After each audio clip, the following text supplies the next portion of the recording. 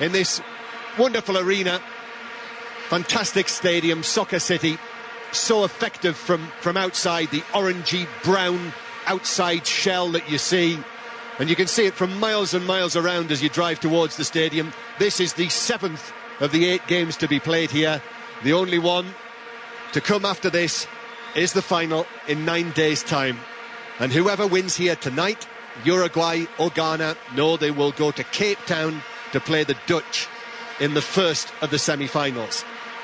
The team news is, well, the Uruguayan side is as we knew it would be, because the maestro, as they call him, their coach, Oscar Tabarez, named his side 2 days ago. So Victorino plays at the back instead of the injured Godin, and Alvaro Fernandez gets his first start of the World Cup in place of Alvaro Pereira. And for Ghana, Jan, their leading scorer at this tournament, and Boateng, Kevin Prince Boateng, are both fit, which I have to say is something of a surprise that Kevin Prince Boateng, who felt his hamstring in the last 16 game against the USA, looked doubtful that he would make it for this game, but he's fit, they say, and he plays. But Jonathan Mensah and Andre Ayew are suspended. They're replaced by Isaac Vosa, who's recovered from injury, and Sully Muntari, who's had an interesting World Cup, falling out with the coach. There were stories about him being sent home after the Australia game. Well, here in the quarter-final, he gets his first start of the tournament, Sully Muntari. The two captains are just shaking hands and exchanging pennants on the halfway line. Flashbulbs going off all around the stadium from cameras. There are, as there always is at this ground, flags from just about everywhere in the world that you can think of, draped in various parts. Quite a lot of Scotland flags, I notice, in the ground tonight, and a couple of men down in the very front row behind the goal to our right, wearing kilts. So Scotland well represented here this evening at Soccer City. These are the teams in full. Uruguay with Muslera in goal. At the back, Maxi Pereira, Lugano the captain, Victorino and Fusile.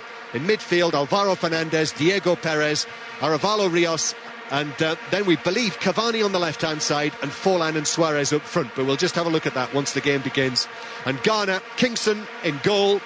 At the back, Pansel, Vosa, Captain Mensah and Sarpe. Annan just in front of the defence. Then Inkum, Asamoah, Boateng and Muntari with Jan up front. The referee is from Portugal, Olegario Bencorensa. He blows his whistle and Ghana get this World Cup quarter-final here at Soccer City, Johannesburg, underway with the Ghanaians, the last representatives from Africa at this African World Cup, playing from right to left, and Uruguay in the light blue shirts, navy blue shorts and navy blue and light blue socks in possession, with Lugano, who sends a right-footed ball forward to Suarez. It bounces off him and out of play for a throw-in to Ghana, and it does, Chris Waddle, look as though it is Forlan and Suarez up front and Cavani on the left-hand side. Yep, they're going to play a 4-4-2. I just wonder if they've watched the American games against Ghana. America did cause a lot of problems playing a 4-4-2, and really Gian gets isolated for me. I don't think, the latest 4-5-1, big responsibility on Annan to try and cut off the line of Forlan in Suarez's service. Well, Ghana crossing the halfway line for the first time, and you could hear the support there is from the supporters inside the stadium here for Ghana. So clearly they are going to throw their weight behind the African side, as we suspected they would. Suarez is fouled in the centre circle by John Mensah. Free kick Uruguay. Referee, I don't think he even had a word with John Mensah for that. Well, it was a bad challenge, tackle from behind.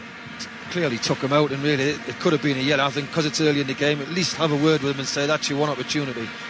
So Uruguay with the ball, the fair head, Diego Forlan. Now Aravalo Rios, who's impressed many with his performances in the holding midfield role for Uruguay. Only his 11th cap, Aravalo Rios. He's the little shaven-headed squat figure in the white boots for Uruguay in the middle of the field.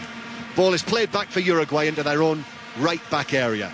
This is Uruguay's best World Cup for 40 years, since they reached the semi-finals back in 1970 when they lost to that fantastic Brazilian side in the semis, and Brazil went on to do, well, what I think anyone who knows anything about football will remember in that final in Mexico. Ball played from the halfway line, but overhit and out of play for a goal kick to Richard Kingston of Ghana. Well, you can see already Uruguay's getting a lot of possession, kicking the ball along the back. They're not forcing it, but Suarez and Forlan, terrific movement. I know it's very early in the game, but they are really moving people around at the back. And as I say, Ghana will sit deep all the time and they'll just try and play on the break, which they've done in most games. Uruguay 0, Ghana 0. Chris Waddle with us, who played at 2 World Cups for England. And now that Brazil are out, as they went out this afternoon against the Dutch, there are only 3 former winners left in the tournament. Uruguay, the very first winners of the World Cup, who are watching here tonight, Germany and Argentina.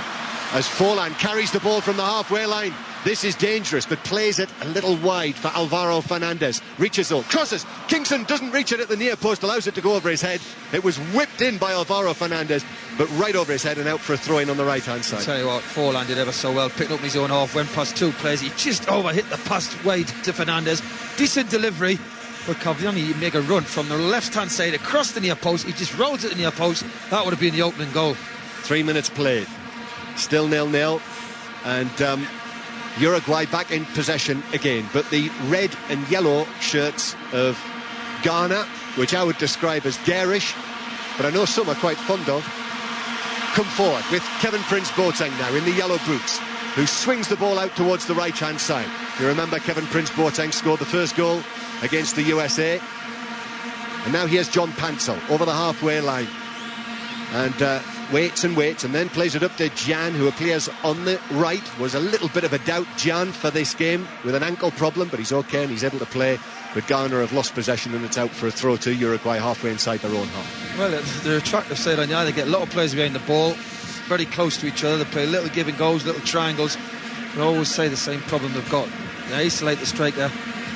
Yes, Suarez on the left-hand side. Challenge comes back in to put it out of play from Vorsa, who suggests that the final touch was off Suarez, but referee Benko Rensa says no, corner to Uruguay, first corner of the game, and Forlan goes out there to the left-hand side, no hurry to take it. This is a little bit of composure from Forlan. Well, you've got Forlan, normally good deliveries, both centre-halves have gone forward, just looking to see the referee spotting any holding, which I can see it going to happen. I can definitely see Vorsa. I think he's going to get a hold of the captain. And Anand's got his arms round Victorino. Forlan drives it into the near post, and there was a man there in Coombe for Ghana who just side-footed it straight out of play back where Forlan was for a second consecutive corner. It's that corner of the ground where there is that extremely wide walkway up to the second level, which I'm not quite sure why that's there. And there's actually another one down on this side, Connor points out. Corner then, second consecutive corner. Forlan drives it in, goalkeeper comes for it, it's headed away. Alvaro Rios shoots from 30, well, between 25 and 30 yards, well wide. Alvaro Rios, goal kick Ghana. Terrific delivery on the second one. I think the first one he missed it, to be honest, along the floor. This is a terrific delivery. It's the centre-half, Mensah gets it away. And those walkways at the moment, those wide walkways on either side, there are just 2, 3, 4 stewards in green jackets. I think they're the volunteers actually standing in that area, all alone with a fantastic view of this World Cup quarter-final. The other 2 games tomorrow, both on 5 Live in full. Uruguay with it on the right-hand side. Alvaro Fernandez slides though and just sends the ball straight through for a goal kick to Ghana that Richard Kingston will take, having been released by Wigan last month, having not played a game for them, not even got off the bench in a cup match this season. Here he is as a regular for Ghana at this World Cup, and with a chance perhaps, if his team do well, of getting through into a semi-final. Extraordinary, really.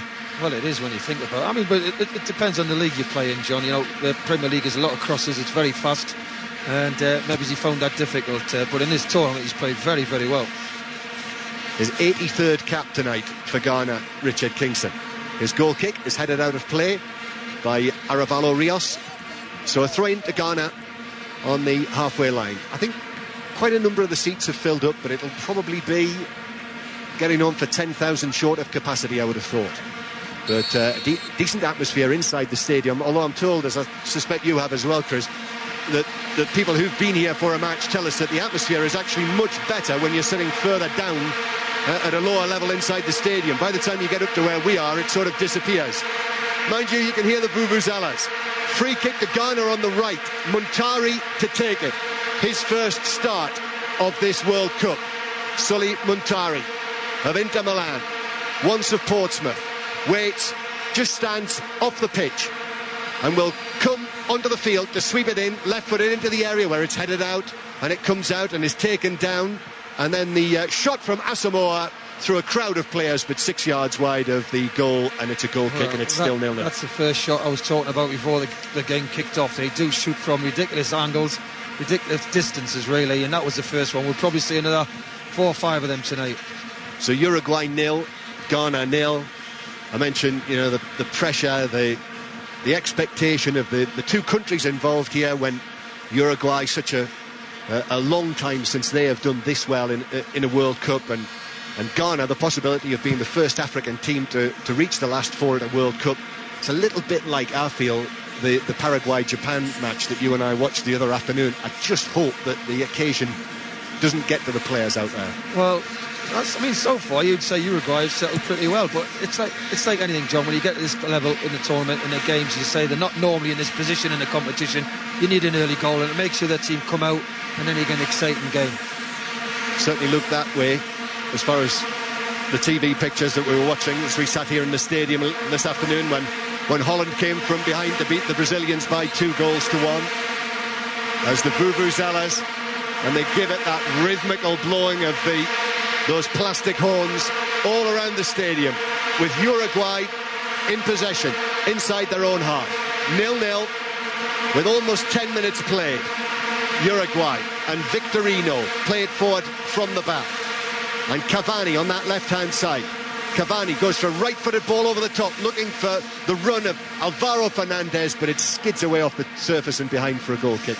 Well, I think they need a little bit more movement. I think he's got excellent technique, Cavani. Got great vision and touch, and he needs Suarez and Forlan to move a little bit more. He's looking and looking. There's just no movement ahead of him. Yep, Edinson Cavani, the Palermo player, who is a forward, really, but here tonight playing on the left-hand side of midfield. El Matador, as they call it. There's a good challenge by Perez. Perez hits a long ball over the top downfield, but that's too far ahead of Suarez and bounces through to Kingston. I've got to say, in these grounds, they do water the ground about an hour before kick-off, an hour and a half before, and I don't think it's helping the pitches, I've got to say. I've said it early in the competition, to put a ball over the top and nice, it's got to be perfect. It's like playing on AstroTurf. You've got to get it to feet. We've mentioned it, I think, every time we've been here for games, as it's won back by Uruguay, centre field, played forward by Arevalo Rios. Suarez has it on the left-hand side. Forlan mates in the middle.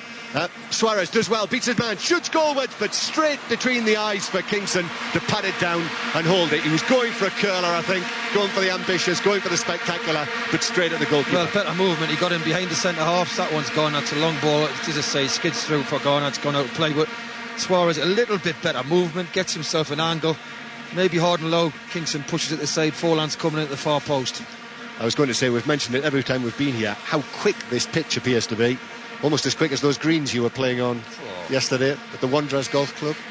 That was like the American, the Masters or whatever it is in America. That was unbelievable. You didn't struggle though, did you? No, I averaged about 4 putts a hole. It's not bad. Uruguay 0, Ghana 0. I must mention as well that great Ghanaian supporter is inside the ground here again. Ashanti Obua. You will, I'm sure, have seen him with his red, green and gold colours and the cooking pot on his head. He is making himself very obvious around the stadium. I'm not quite sure quite where he is at the moment, but he is an extraordinary individual. Uruguay in possession, free kick centre field, and it's played by Perez straight into Kevin Prince Boateng, and out of play for a throw-in near the halfway line, just next to where the Ghanaian coach, the Serb, Milovan Rajovac, is standing, directing 1 or 2 orders as his team have to defend, and Alvaro Fernandez is shoved off the ball, so it's a free kick to Uruguay on the right-hand side by Muntari. Well, it is a free kick. He's kicked through the gap, but he's all over him, pulling him around, and this is a good delivery. We saw Forlan excellent at set pieces. Almost 12 minutes played. It's still 0-0 on 5 Live here at the World Cup, here in Soccer City in Johannesburg on a dry, coolish night. Coats on, but no need for scarves and hats this evening. Forlan with the free kick on the right, raises his left arm. Players milling around the edge of the penalty area. Forlan hits it towards the back post. Lugano heads it down. Aravalo Rios lifts it into the box, but over everyone in there, and all in brown. Goalkeeper Kingston can come and make an easy catch and then give it out very quickly to Jan, who handballs it inside the Uruguayan half and is absolutely apoplectic about the decision. He turns and he appeals to the assistant, and then he goes across, and it's all arms and palms and shrugs of shoulders to the referee, and if he's not careful, he'll get himself yellow carded. It's a handball. I don't know what he's arguing about. It's at the top of his arm, just before the top of the shoulder. It's a handball. Did he not feel it? He's still going on about it now. I don't think the referee's going to take much more. He's had a word with the fullback and Montori. That's three he's had a word with. Yeah, I think they're about as excitable as the man with the cooking pot on his head at the moment. 0-0. Forlan is going for goal from distance, and Kingston just shoves it up in the air. There's a melee underneath him, and then he catches it, and the whistle's gone in any case because one of the Uruguayans bumped into him. What a terrific strike by Ford. I don't know if he meant that to go for a goal. Where he is, he's on this right-hand side, just 10 yards over the halfway lane. I think he did, you know. Well, I think he did go for Kingston goal. Was everywhere, and Suarez did try to block Kingston off, there's no doubt about that, and the referee spotted it, but Uruguay are settling it, and they're looking the more likely to score. Definitely.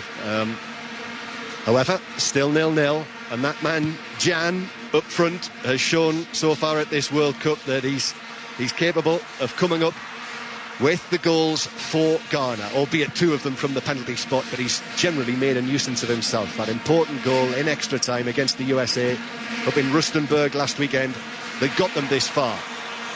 Tries a flick now, does Jan, but straight through for a goal kick at the other end. It just sped away over the surface, which is about 11 on the stimp meter, I think, at that end of the field. Uruguay 0, Ghana 0, with almost a quarter of an hour played. And the support for Ghana inside the stadium.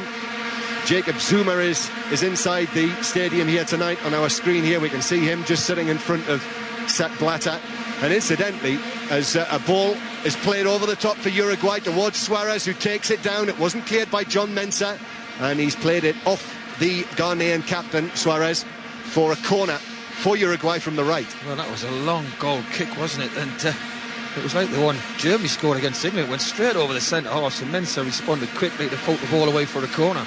Suarez positions himself next to Kingston, making a nuisance of himself. Forlan to take the corner on the right. Cavani comes up and takes a position at the near post. Holland scored an excellent goal from a corner this afternoon, which proved to be the winner against Brazil. Let's see what invention Uruguay have got. Forlan drives it very deep towards the back post, and the referee has spotted. Guess what? More pushing inside the box. Free kick, Ghana. You get sick of these corners, don't you? Everybody's pulling everybody. You could blow up on every corner. You could give a penalty one, then give a free kick the other way, the other one. Why don't they sort this out? It's just ridiculous how you can hold on to people. It's ridiculous. And it is very strange how they all go in favour of the defensive team. Exactly. So it encourages them to do it more. Long ball forward for Ghana. Jan heads it on, headed away on the edge of the box by Victorino.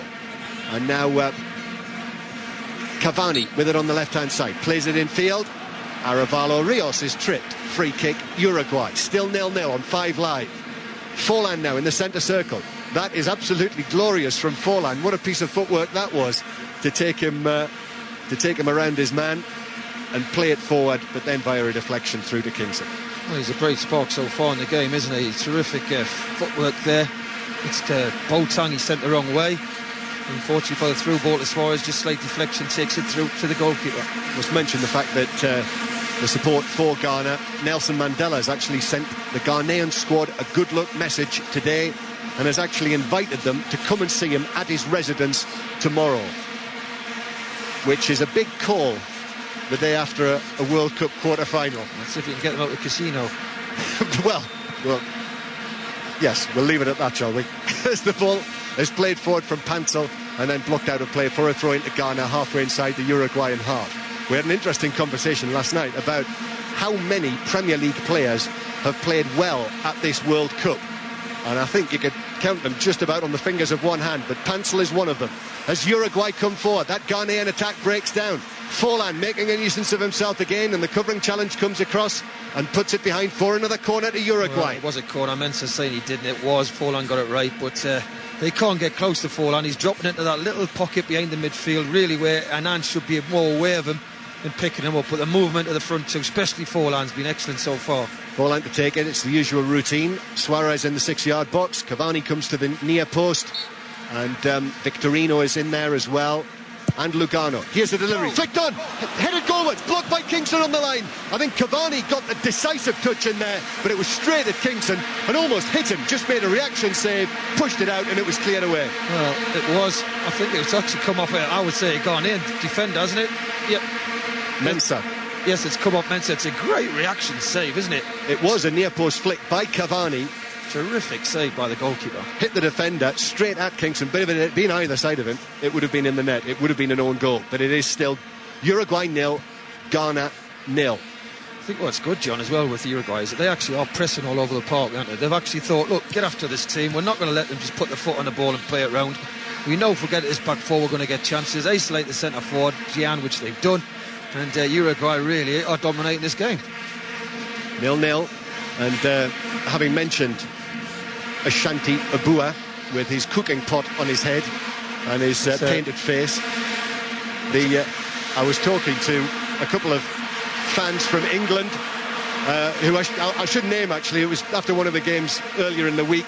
Steve, Andy and Steve, who are here just watching games at the World Cup. They're from Selby, they're Leeds United supporters, and we were comparing notes about watching Ghana, and they told me that they saw the Ghanaian supporter with the cooking pot on his head, and they said they thought he had a fire going in his cooking pot. No, it was gas mark 6 at one. But I've been set straight on that. Apparently he burns incense in it, so there was smoke coming out of it, but it was not a fire. But sort of things you don't see at home in the Premier League. Fusile slid in there and caught Incoom, but the referee plays an advantage. Ball into the penalty area, Muntari's after it. Jan now brings it down on the right-hand side. He's in the left full-back position. Fusili tries to clear it. It hits Asamoah. The referee's whistle is gone. Card. Yellow card. And it's going to be a yellow card for Fusile for the challenge on Asamoah. I think it was for the challenge previous. The one on the touchline. He was very, very late. And that's him out of the semi-final. If Uruguay win this, their left-back from Porto will not be able to play in the game. He'll be suspended. It was borderline. Well, I think the first one, I think that was the problem. Inku, I think he went late on him. I think referee noted it. And then the second one wasn't a bad challenge, but... Actually, if it was for the first one, that probably was a fair shout. But the free kick has come for the second challenge. So a free kick out on the right flank. Muntari is going to take it again. He's already had one free kick from quite close to this area. Muntari strikes it in, dangerous, takes a flick off our head, but spins right across the pitch and out of play next to the corner flag. And it must have been a Uruguayan head that it came off, because the referee has given... Yeah, well, it might have been off Mensah. It's Fernandez.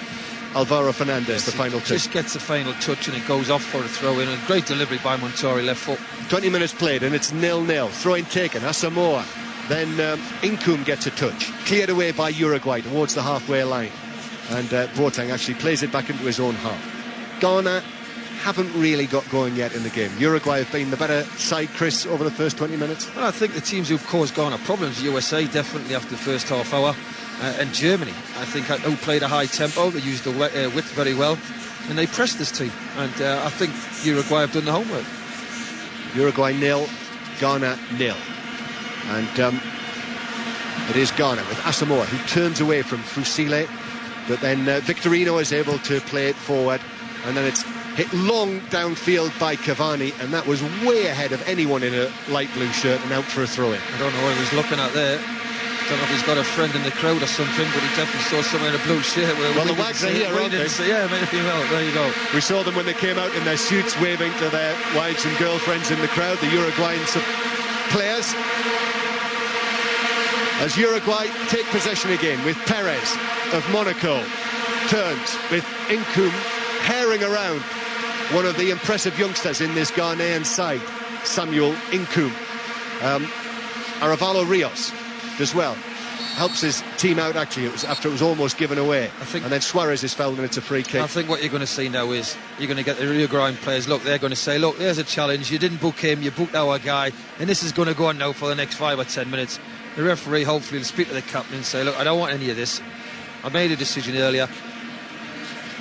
Uruguayan goalkeeper Muslera has had next to nothing to do in the first quarter of the game. Richard Kingston has had a couple of saves to make. Will he shoot? And Forlan has got a free kick from near the halfway line. Surely he'll not shoot from here, and also Kingston will be aware of it this time. Forlan drives it goalwards and it's over everyone inside the penalty area and bounces through for a goal kick. Right. So, halfway through the first half on 5 Live, here at Soccer City, Uruguay 0, Ghana 0, and here's Conor McNamara. Thank you very much, John. Well, in Uruguay's 4 games before tonight, they had less possession than their opponents, and it didn't do them any harm as they had 3 wins and 1 draw. Tonight they've definitely had more of the ball here at Soccer City as Cavani tries to come in from the left flank, but he runs into the Ghanaian Annan, and the Africans clear the ball long into the Uruguayan half. Possession now with Maxi Pereira, the right back for Uruguay. He's given away the ball, but he's been fouled, and that's going to be a free kick to the South Americans and a chance to push forward. And surely Forlan won't go for goal from here. He's 10 yards inside his own half. I don't think he'll get near this one, but the captain's going to take Lugano. But it's interesting how Ghana have swapped the wingers, well, the Wade players. Nkun's come to the left and Montari's gone to the right. Ghana hoping to become the first African nation to make it to a World Cup semi-final. Lugano floats it forward, comes down 10 yards short of the penalty area, and there's a push in the back by Pereira and a free kick to Ghana, and they take it quickly. And this is Samuel Nkum on the left wing, still inside the Ghanaian half. And then there's a pass that's gone astray. Anana's missed possession. Cavani finds Forlan for Uruguay on the edge of the area, sits up in front of Aravalo Rios, doesn't shoot, gives it to Forlan. There's the shot, well off target, high and wide of the right-hand side of the post. Still Uruguay 0, Ghana 0. Great pressing though by Uruguay. They've sniffed it out every time they get the ball in certain areas. They press them, and Ghana are struggling to find teammates. Lovely little move. Forlan, if you spot Suarez, who was on the left-hand side, very easy from where we're sitting, I've got to say, put Suarez in a terrific position. Forlan went for the shot, just over the bar. Anthony Annan, the man who, well, I think he slipped as he stretched for the ball in midfield. That's what created the opportunity for Uruguay. They say he's the new Michael Essien. He's filling the role that the Chelsea man would normally do in this Ghanaian team. 4 defenders, 1 holding midfielder, then 4 in front of him and 1 striker. That's the system that they deploy. Throw in left-hand side for the Ghanaians, taken by Sarpe. 1 in the air by Diego Perez, who's a very strong physical player. A touch here now for Asamoah inside the centre circle. And this is Pansel at right back over the halfway line to Montari, but it all breaks down again, and Ghana finding it so difficult to work their way into the Uruguay half. Well, it's all about Uruguay, Conor, at the minute. We know Ghana like to play with this lone striker. He's very much isolated, I've got to say. Even when you look at it now, the way they're set up, he's got no support. Here's a throw in into the penalty area. Suarez will shoot just over the crossbar, but the goalkeeper did get a touch to it. It will be a corner. I think it's poor defending again that produces the opportunity, and Suarez very, very nearly makes it 1-0. Well, it's Forsau's come in tonight, didn't he? Got the wrong side of Suarez. He just rolled him slightly, let the ball cross him on the outside, and a great volley. Terrific save by Kingston. Forza, the defender who was turned there, just 22 years of age. His birthday was last week.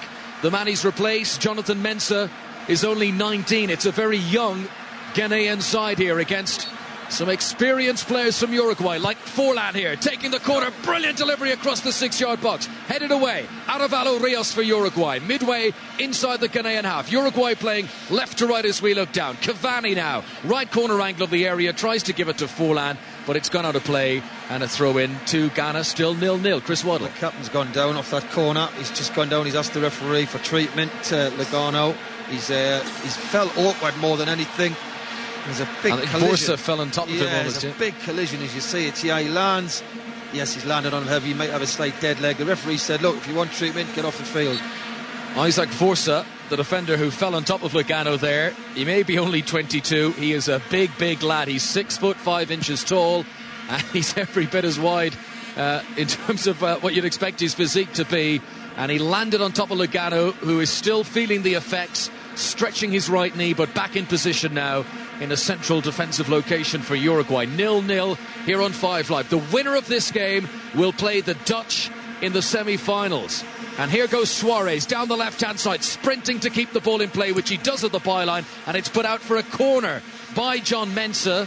And a little bit unnecessarily, he just wanted to kick it out of play. He probably should have stretched a bit more to make it a throw-in, not a corner. I think he tried to play it off Suarez, Conor, really, because he looked like Suarez was going to get there before him, and he's trying to play the ball off him. Hit a corner flag, it's gone the wrong side for Ghana. But you've got to say, there's not many teams in this tournament I've saw where you've got two strikers who are willing to run in behind like the two Uruguayans do.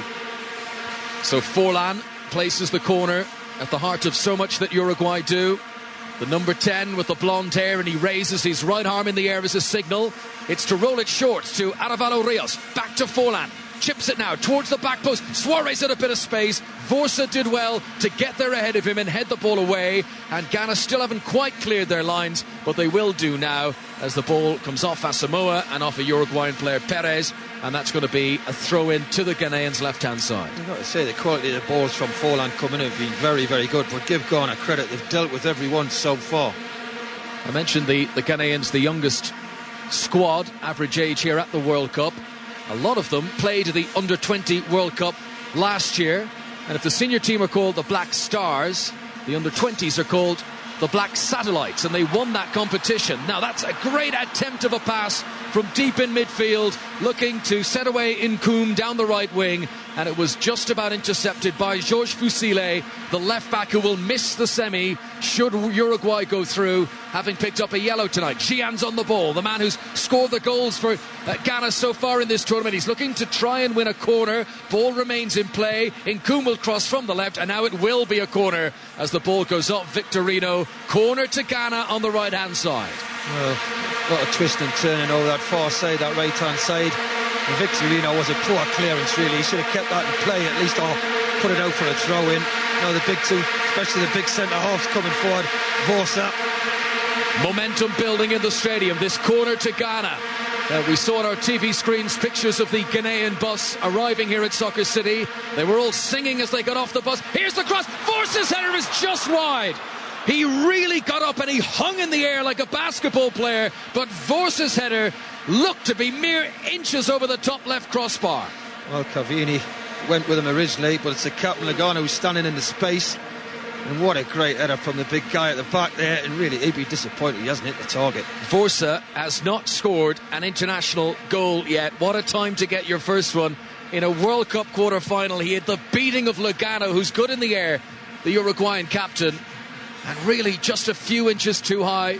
It remains 0-0 here in Johannesburg. Cavani on the ball with the yellow boots and the long dark hair, and he's trying to slip a pass in front of Suarez, who never knows when he's beaten. Suarez didn't get to the ball first, tried to whip in around Pansel. Surely Pansel fouled him.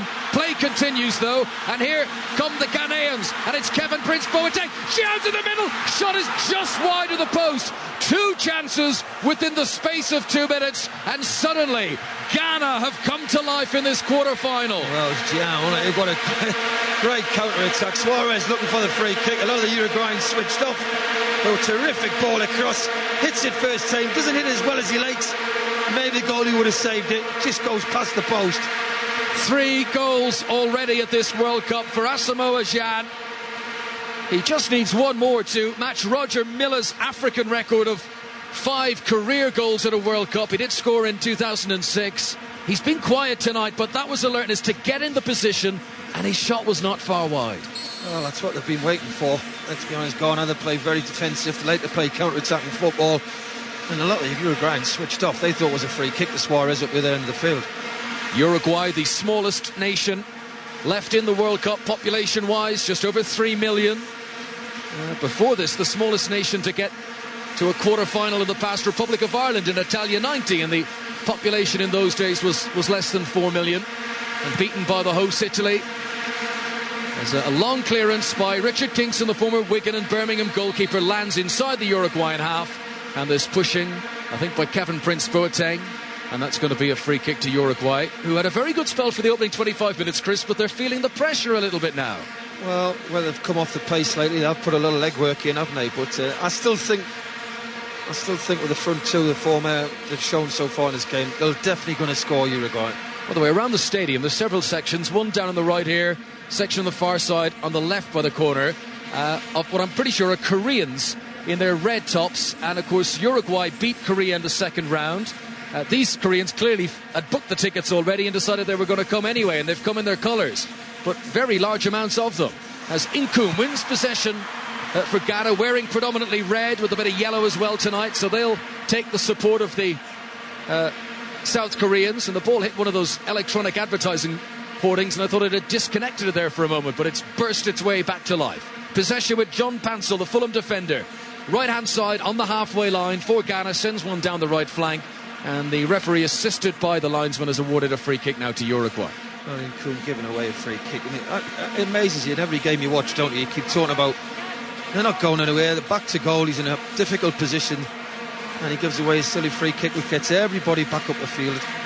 So 0-0 here in Johannesburg. This is 5 Live from the BBC. The second of the quarterfinals. Earlier on tonight, Brazil were beaten by the Dutch. Brazil led, Robinho's goal. But then an own goal from Felipe Melo, and then a header from Wesley Sneijder, and that was enough to put the Dutch through in 90 minutes. We will have a winner here tonight, either way, to see who faces the Dutch in the semi-finals. And it's interesting. An African side has never won a knockout game at a World Cup without that game going to extra time. And in the second round, the Ghanaians had to beat the US over 120 minutes.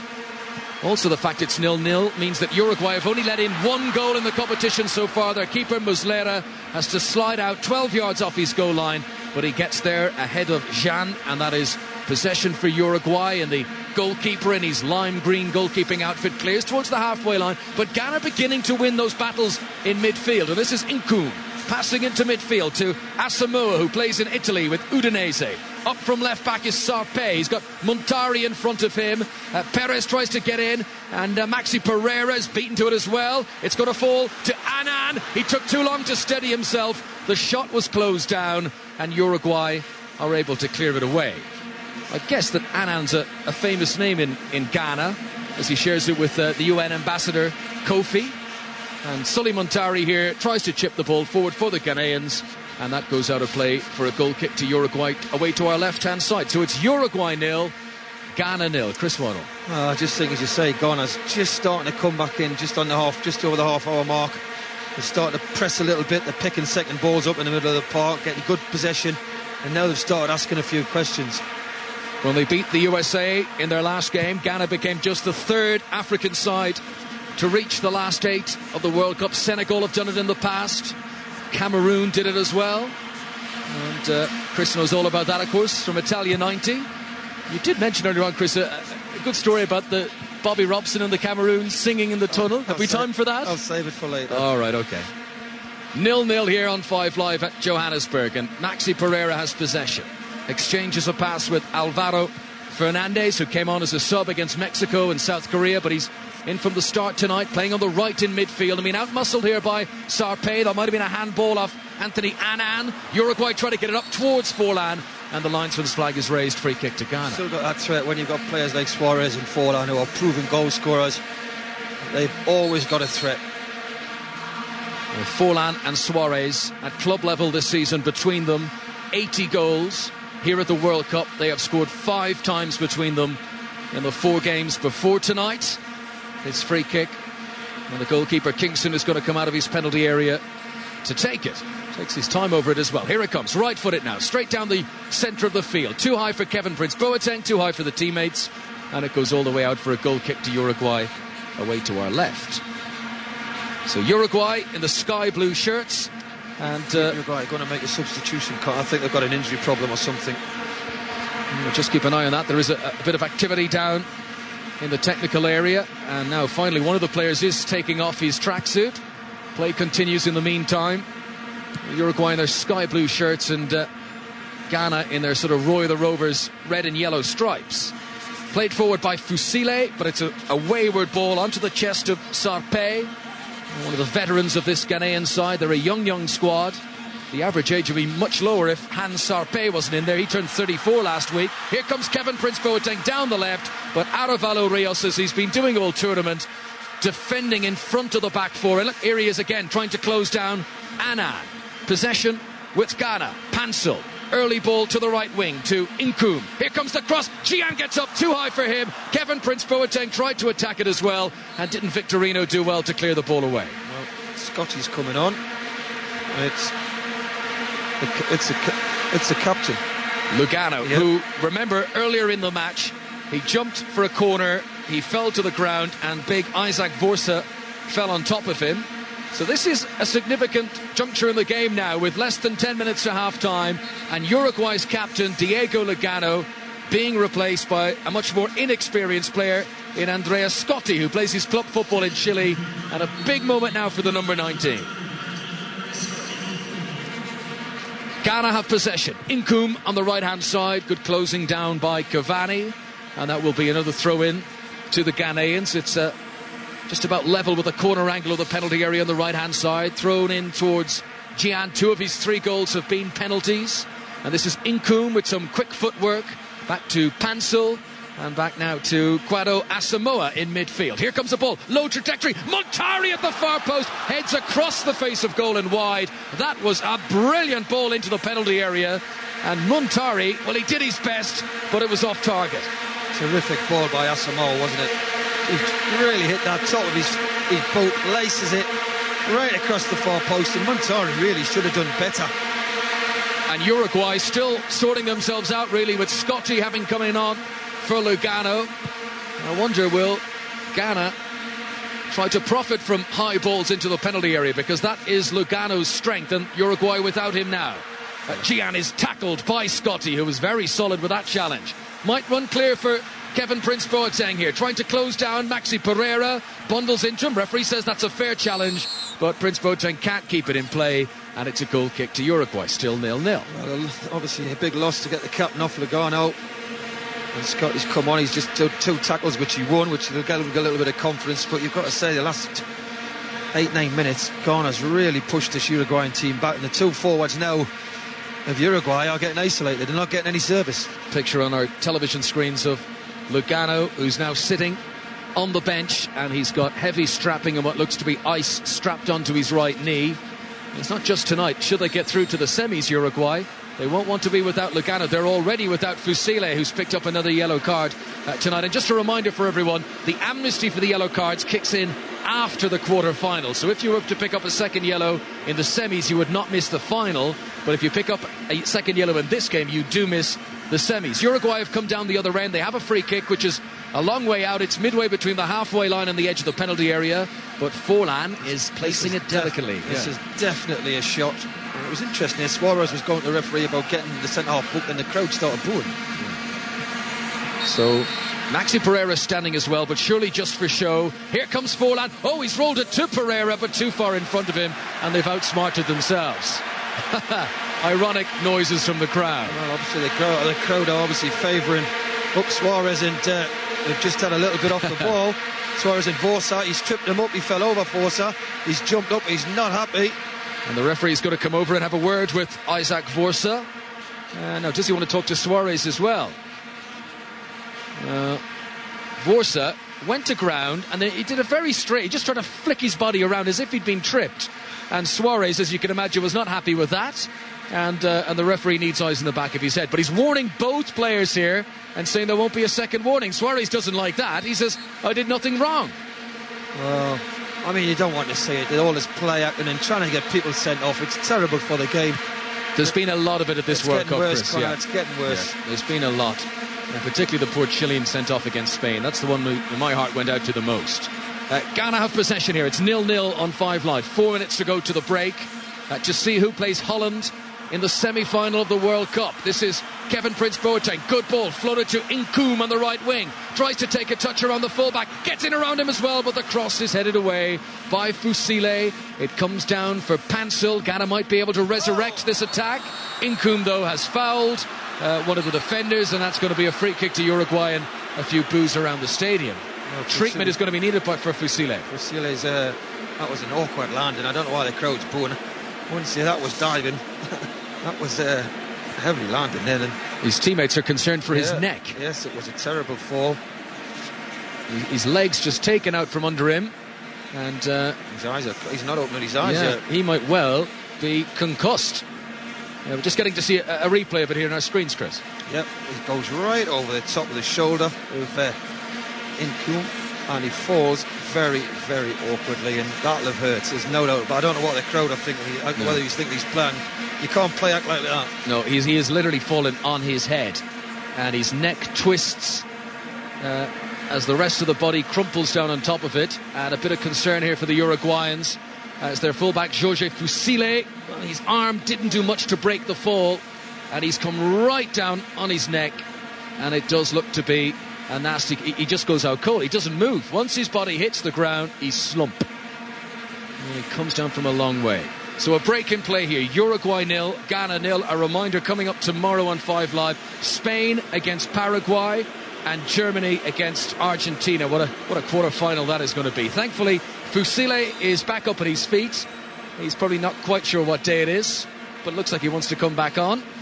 And just for the moment, Uruguay down to 10 men. So 2 minutes to go to half-time. Still 0-0. We will have a winner one way or the other tonight. And Uruguay give away possession here in midfield. And it's Montari on the ball. 10 yards inside his own half. Good pass to Asamoah. And another good ball onto Kevin Prince Boateng. Now to Gian. Long way outside the area. Goes for the dipping half volley. And he didn't quite have the height on it to trouble the goalkeeper Muslera. They're wonder goals, aren't they? Let's be honest. I've seen them play a lot now, Gone, and they do it every time they get within 30, 40 yards. That would have been a Tony Yeboah job, the Leeds against Liverpool kind of goal, had it gone in. But it didn't quite have the elevation. The stretcher had been brought out for Fusile, but he's okay. Back on the field of play, and Uruguay back to their full complement of 11 men. Fusile will not be allowed play in the semi-final should Uruguay progress, because he's picked up a second yellow card this evening. Earlier on today, Andy Murray beaten by Rafa Nadal at Wimbledon. We will hear from Andy Murray here on 5 Live during half-time in this game, which is coming up in just over a minute or so's time.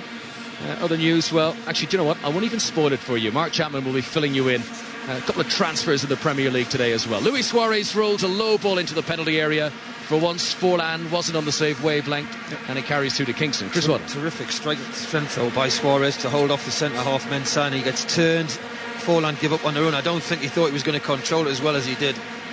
So here, Ghana, the last remaining African nation at Africa's first World Cup. They've done all right in this first half, Chris, because in the opening 20 minutes or so it was all Uruguay, but things have balanced out over the remainder of the half. He has down the right now. Here's Incoom, gets to a crossing position, gives it in, bicycle kick over the crossbar from Kevin Prince Boateng, and it wasn't that far over. He was 7 yards out. He clasped his hand together in prayer, and Incoom continues to cause problems down the right. What a chance. What a chance. A fabulous chance. Did he really have to make it as spectacular as he did? As well as Kevin Prince Boateng, I think, but it's a great opportunity, terrific play. As you say, I think for 30 minutes Uruguay looked the best side, dominated the game, and the last 15 coming on half-time now, we've got to say Ghana or the team going forward better. Yeah, they've had the chances in this first half. Still Uruguay 0, Ghana 0. Fusile's header finds Cavani, and back into the defence now, and with Victorino looking up for options, no real obvious ones, so it's a hopeful punt forward, and looking for Suarez, but he's not able to control it. Ghana will come forward. I think they've announced how much to be added on for stoppage time. I don't know if you saw 2 minutes. 2 minutes to be added on here. Diego Perez plays it forward for Uruguay. Won by Annan, though, in that Michael Essien role in the Ghana midfield. And now here comes Asamoah, little weaving run, and picks out ahead of him Montari.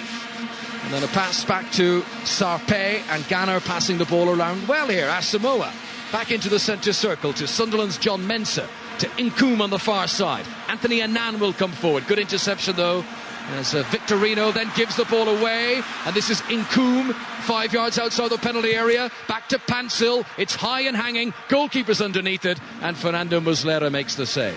Definitely up the tempo. They're moving the ball around a lot quicker. They're actually pressing Uruguay higher up the field, where they sat back for the first half hour. And they don't really need the half-time whistle. Uruguay do, but Ghana, they could keep playing here. The momentum is with the African nation. This is Sully Montari of Inter Milan, who won the treble with Jose Mourinho this season. Goes for goal from an enormous distance out, and Sully Montari has scored one of the goals of World Cup 2010. He was 35 yards out at least. It's his 17th international goal. It's an absolute scorcher.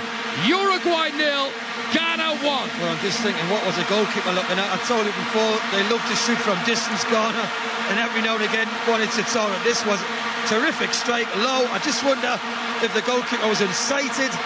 He moved very late, the goalkeeper. Montari just gets on his left foot. He's a good 35 yards out, he's got to be. He's hit it through, yeah, he's went the wrong way, the goalkeeper, and he can't get back because of pace. It skids off the surface, and it's gone in the bottom corner. He was unsighted. Gian just ducks as it comes his way. Goalkeeper goes the wrong way. 1-0 Ghana, and the half-time whistle goes. The whistle goes for the break, and what a different complexion this now puts on things. I think the goalkeeper's positioning's at fault. He doesn't expect a shot. He's to the right of centre in his goal, and Montari has curled it into the bottom right-hand corner. Look at the Ghanaian players. They are out on the pitch. They are in a huddle, and if things stay like this, Ghana will be going to the World Cup semi-final. Half-time in Johannesburg. It's Uruguay 0, Ghana 1. Right, the players are back out there on the pitch, and Uruguay have made a second substitution. They've taken off Alvaro Fernandez and have brought on the Ajax youngster Nicolas Lodero, the number 14, who you might remember got himself sent off after coming on as a substitute in Uruguay's opening match on the first night of this World Cup against France in Cape Town. So Lodero is on, and Alvaro Fernandez is off, and Lodero has taken up a position on the left-hand side of midfield, and Cavani has gone over to the right. So these are the teams. Uruguay with Muslera in goal. At the back, Maxi Pereira, Andres Scotti, the substitute, on in the first half for the injured captain Lugano, Victorino, the other central defender, Fusele at left back. As I say, Cavani right midfield, Lodera left midfield with Diego Perez and Arevalo Rios in the middle, and Forlan and Suarez up front. And Suarez now plays the ball through for the run of Forlan, but Richard Kingston was able to come out and pick it up once again at Soccer City. The pass was overhit. And the Ghana team, Kingston in goal. At the back, Pansel, Vosa, Mensah and Sarpe. Annan in front of the defence. Inkum, Asamoah, Boateng and Montari, the goal scorer, and Jan up front. The goal scored in the second minute of added time at the end of the first half from best part of 35 yards by Sully Montari, who, other than that in the first half, hadn't contributed a great deal, but a bending shot that skipped off the surface and beat the goalkeeper. And now he has Jan for Ghana, but runs into Victorino on the edge of the box, and Uruguay will bring it away. So we'll get a first word in the second half from Chris Waddle. Well, Scotty, the centre-half, who's in? Oh, ball over the top now for Cavani into the penalty area. Challenge comes across on him from Inkum. The ball bounces through between them, and the Portuguese referee, Olegario Bencorensa, says play on. Well, he did make a meal of it, Cavani. That's a definite free kick. They've just had Scotty there as a replacement for the captain, Lugano. He's made a couple of mistakes already in this opening couple of minutes. Look, we've got the benefit of replay here. Cavani, decent first touch, goes into the box. No, I'm sorry, not for me. Forza just plays the ball, well, just sort of. Slight touch, and Cavani goes down too easily. It's a vibrant atmosphere at half-time inside the stadium here, where there is huge support for the Black Stars, as they call them, of Ghana, with the red, green and gold flags with the Black Star in the middle of it, and they lead by a goal to nil in their red and orange outfit. Uruguay first choice light blue shirts as the ball breaks for Ghana. Well, Jan was in possession, 30 yards from goal. Boateng was fouled by Arevalo Rios, who is shown the yellow card for that challenge. Might have played advantage, but he's chosen to take it back for the free kick. Well, it was a clear body check on Boateng, who did make a big meal of it, as you'd expect in this tournament we've seen so far, but it's in a decent position. Montari, I'm sure, will fancy this after scoring from a similar distance in the first half. I think it's beautifully poised now, this game.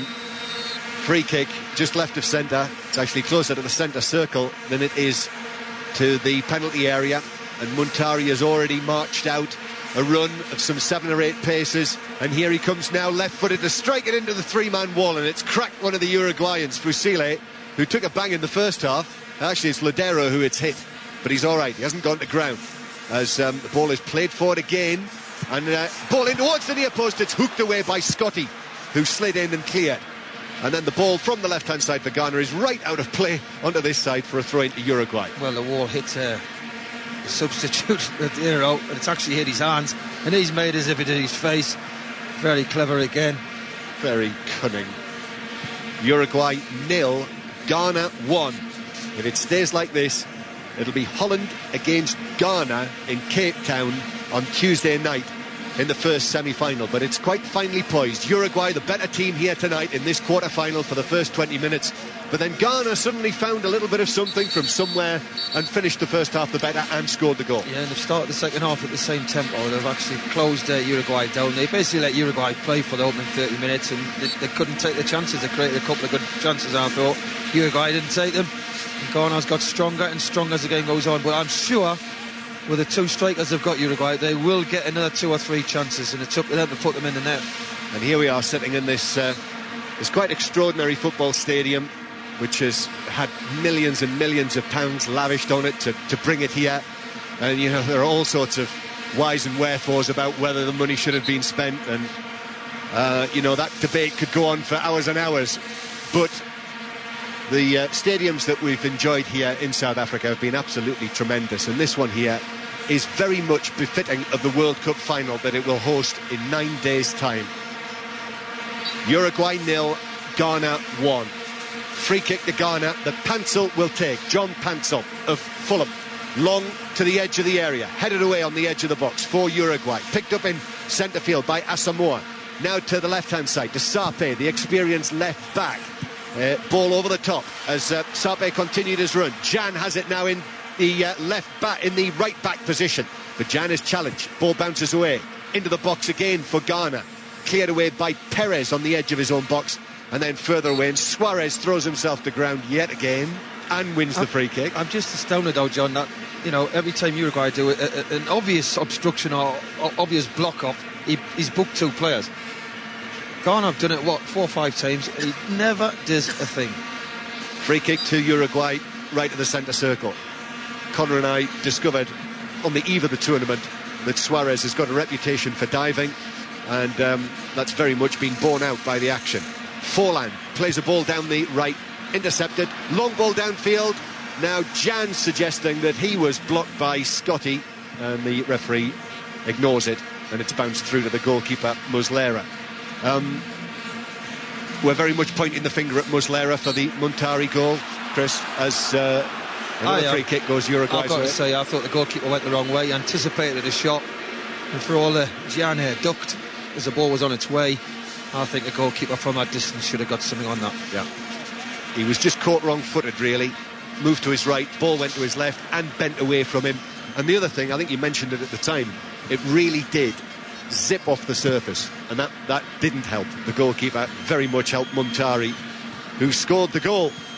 And that means that Ghana lead Uruguay by 1-0. BBC 5 Live. And Suarez on the right, Cavani still on the right wing, plays it into the box, run into the penalty area, and it's just touched behind by John Mensah, the Ghana captain, who was sliding in on Maxi Pereira, who'd made the run from right back, and it's a corner. He had to play it out. If he'd let it go, I think Pereira would have got it, and he could have got it across the goal from 8-9 yards off the byline, along the byline. They did cause a couple of problems from the corners they had in the first half, Uruguay. Forlan to take it from the right. Camera bulbs, flash bulbs going off all around the place. Into the near post, poor one. Headed away by Jan. Aravalo Rios. His header was a little short.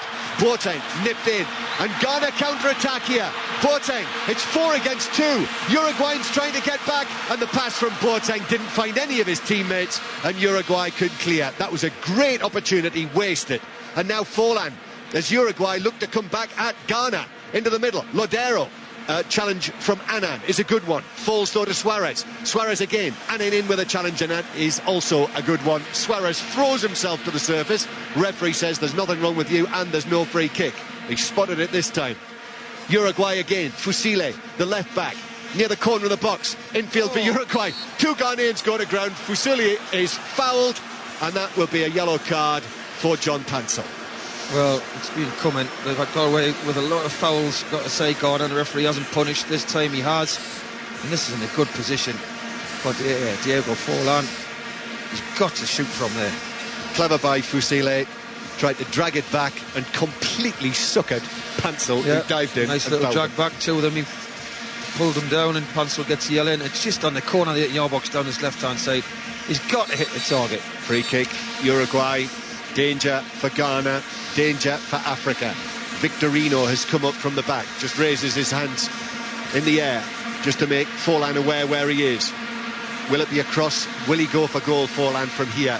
He's got the angle to whip it from near the left corner of the box. There's a 3-man Ghanaian wall. Forlan up for the free kick, goes for goal and scores! Magnificent free kick from Diego Forlan to make it Uruguay 1, Ghana 1. What a goal! Well, I kept saying I thought he'd get a chance. I've got to say, I'm not impressed with the goalkeeper. Both goals, in my eyes, have been at fault of the goalkeeper. Forlan, I'm not taking anything away from the strike. It's wonderfully hit from the corner in your box. He's hit it with a lot of power, but if you look at it, John, it hasn't gone in the top corner. It's gone in basically the middle of the goal, under the crossbar. What was the goalkeeper thinking? We're just getting the benefit of the replay. It hasn't gone in the top corner. It's moved a bit, but what is the goalkeeper doing? He's gone one way, trying to get back. He's nowhere near it. It hasn't even gone in under the bar. It's gone in about 3 yards under the bar. The goalkeeper, Richard Kingston, actually came forwards. He moved forwards when, I think, seeing it, you would have to say that the movement should have been backwards. And it's left him in complete no man's land. Brilliantly struck, however, by Forlan. Brilliantly struck. It had dip on it. It had pace. And it's the middle of the goal, John. It is in the middle of the goal. So Uruguay 1, Ghana 1. And it's all square again. And there are 35 minutes to play. Possibility of extra time, of course, and penalties on this night here in Johannesburg. Only one game so far has gone to penalties at World Cup 2010. Which one was that again? Ah, yes, we were both there for that one as well. But I think that's a good thing, you know, as few games as possible going to penalties. I think that is the preferable way.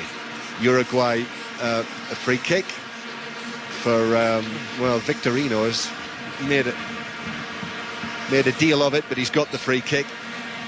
And so, free kick to Uruguay, 15 yards inside their own half. Victorino himself will take it. And it's a long ball downfield. Cavani on the right in this second half. Heads it on for Suarez, who shoved over Pansel, and that is a free kick to Ghana inside their own penalty area. It's Mensah, he's shouldered. They're having a good battle, them two, but I think Suarez should concentrate more on the game. I think he's more worried about challenges coming into him. He's looking for free kicks at every chance he can get. Just concentrate on the game, because if you give the lad a chance, he's proved he can score. So Uruguay 1, Ghana 1 is the score on 5 Live here in the Calabash, the stadium in Soccer City, down in the south of the city of Johannesburg, very close to Soweto. And Ghana in the red and yellow with Pansel to Inkum on the right, who turned Fusile, but the ball rolled off the playing surface for a throw-in to Uruguay. But Fusile takes. He will miss the semi-final if Uruguay get there because of a yellow card that he picked up in the first half. Cavani on the right now, in the yellow boots. Long crossfield diagonal ball that Pansel heads back into his penalty area, and Kingston comes out and picks up. Suarez throws a leg out as he bowled it out underarm to Annan, and little Annan, the fragile looking figure, plays it forward to Boateng. Looked offside. Shot for Ghana from Jan, saved by goalkeeper Muslera, and then Scotty comes across and puts it out of play for a corner, and the Uruguayans are looking towards the assistant, and the flag stayed down. Well, the goalkeeper again flapped that. It didn't look great. So I thought Jan was offside, I've got to say, from where we're sitting. When he went to play at Boateng, I thought he's just trailed, maybe he's a yard and a half offside. The linesman didn't give it, and it's again flaps at it, and the defenders doing their job, following in, just push it away for a corner. Corner to Ghana. 1-1 the score on 5 Live. Outswinger towards the near post, headed away by Perez, who is in there. Comes out. The kick is missed by Boateng, who was going for goal, but he was charged down, put off. And then the pass from Annan is straight out of play for a throw into Uruguay, halfway inside their own half. Well, he has the chance again we're looking at. Boateng plays it. He's well offside. It's not even close. That was at least a yard, possibly a little bit more. However, Muslera did make the save from Gian, so all was well. Lodero dispossessed by Incoum. Now Annan to Asamoah, who was caught there by Perez, centre field. Yellow card. I thought he played the ball, the lad. I think he should just had a word with him, Perez. I think the second, maybe his trailing foot's caught him slightly, but he's played the ball first. Quite unlucky to get a yellow card for that. I think it's the sort of scissors motion, isn't it, that he's, as you say, he's caught him with his trailing leg that officials are aware of, aren't they? Uruguay 1, Ghana 1. Sully Muntari for Ghana right at the end of the first half. Diego Forlan for Uruguay, his 27th goal, and he's winning his 67th cap tonight. And here he is, he's taken the captain's armband after Lugano went off during the first half. And Cavani now cuts in from the right. Good challenge. And it falls now to Boateng, who brings it forward into the centre circle. Oh, plays it forward, but offside by a distance. Muntari on the left. Free kick Uruguay. Well, we've seen Boateng play a lot in the Premier League, haven't we? He's a very frustrating player. He's got good skills, he's got good technique. But tonight, again, he's holding on to the ball far too long, especially when you're on a counter-attack like that. Release the ball, there's enough space to run into. So 1-1, Forlan, his third goal of this World Cup. That means the strike force, the Uruguayan strike force, have got 6 goals between them. Muntari, back to the halfway line. Boateng, again for Muntari. Looked as though it might have been going out anyway. Challenge from Maxi Pereira made sure. Throw in to Ghana. That will be taken by Sarpe towards Muntari. Boateng with a touch, over heavy, cleared away by Cavani, back into the centre circle. Oh, that's missed by Vosa twice, and now Forlan has it, and Uruguay breaking effectively again, but Forlan, the challenge came from Vosa, who made the initial error, and the result is that the ball ends up with Kingston. Oh my goodness, Kingston's miscontrolled it on his own dead ball line, took his eye off it, and it's through for a corner, a completely needless corner. I tell you what, John, if that had been on the goal, on line with a goal, Robert Green would have had some company. Well, there you go. Corner to Uruguay. That was a crass error by Kingston, who, OK, hasn't played a great deal at club level, having been Wigan's 4th choice goalkeeper last season, but very experienced at international level, and that was a very basic mistake to concede the corner that is going to be taken by Forlan. Forlan with the corner for Uruguay, in towards the near post. Again, the delivery's not good, and the referee spotted something in the penalty area and gives a free kick to Ghana. I'm actually watching, I'm not watching the delivery. Look, how can he give a free kick against Uruguay? He's falling over, that's Suarez, he's nowhere near anybody. He's pushed him off because he's got a hold of them. The referee always gives the defender the benefit of the doubt. If Ghana have got anything about them, and I think they have cottoned onto this, if there's any contact, defender goes down inside the area and the referee's given free kick. Uruguay, Cavani looked offside and swings the ball into the near post, and Kingston's able to pat it down in any case. Well, he's wasted it. Suarez rolled him in, made again a little bit too wide. He could have rolled it into his path.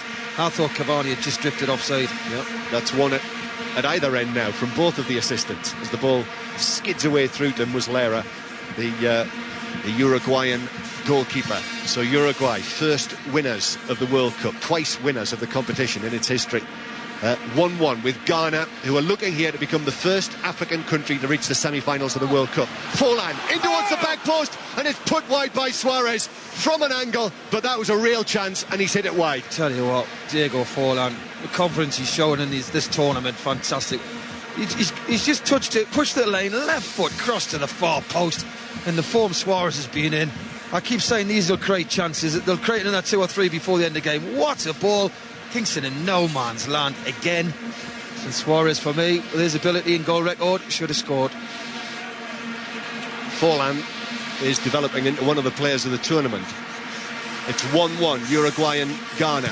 Ghana Ball in from the left-hand side, but it's over the 5 men inside the penalty area. 2 for Ghana, 3 for Uruguay, through for a goal kick. It was a good ball in. Montari checks back onto his right foot, just places it, just nurses it into the area. Not a lot of pace on it. Good defending. They got very close, very tight, didn't let them move. We're just seeing a replay of Suarez as a chance at the far post. What a chance. Yeah. Should have done better, as they say. As you might have said for the Uruguayan goalkeeper before half-time. Or alternatively, he'll be disappointed with that. 1-1. Ball over the top, but it skids away through to Kingston, the goalkeeper again, with Suarez chasing it. But as soon as it hits the surface, particularly at the end to our left, it just seems to race through and skid through. And as I say, that is one of the factors. Ladero plays the ball through for Suarez. Offside flag is up. Kingston was out quickly anyway to shovel it away with his right foot out of play on the halfway line. But it'll be a free kick to Ghana for the offside decision. So Uruguay 1, Ghana 1. Diego Forlan, who has great World Cup pedigree in his family.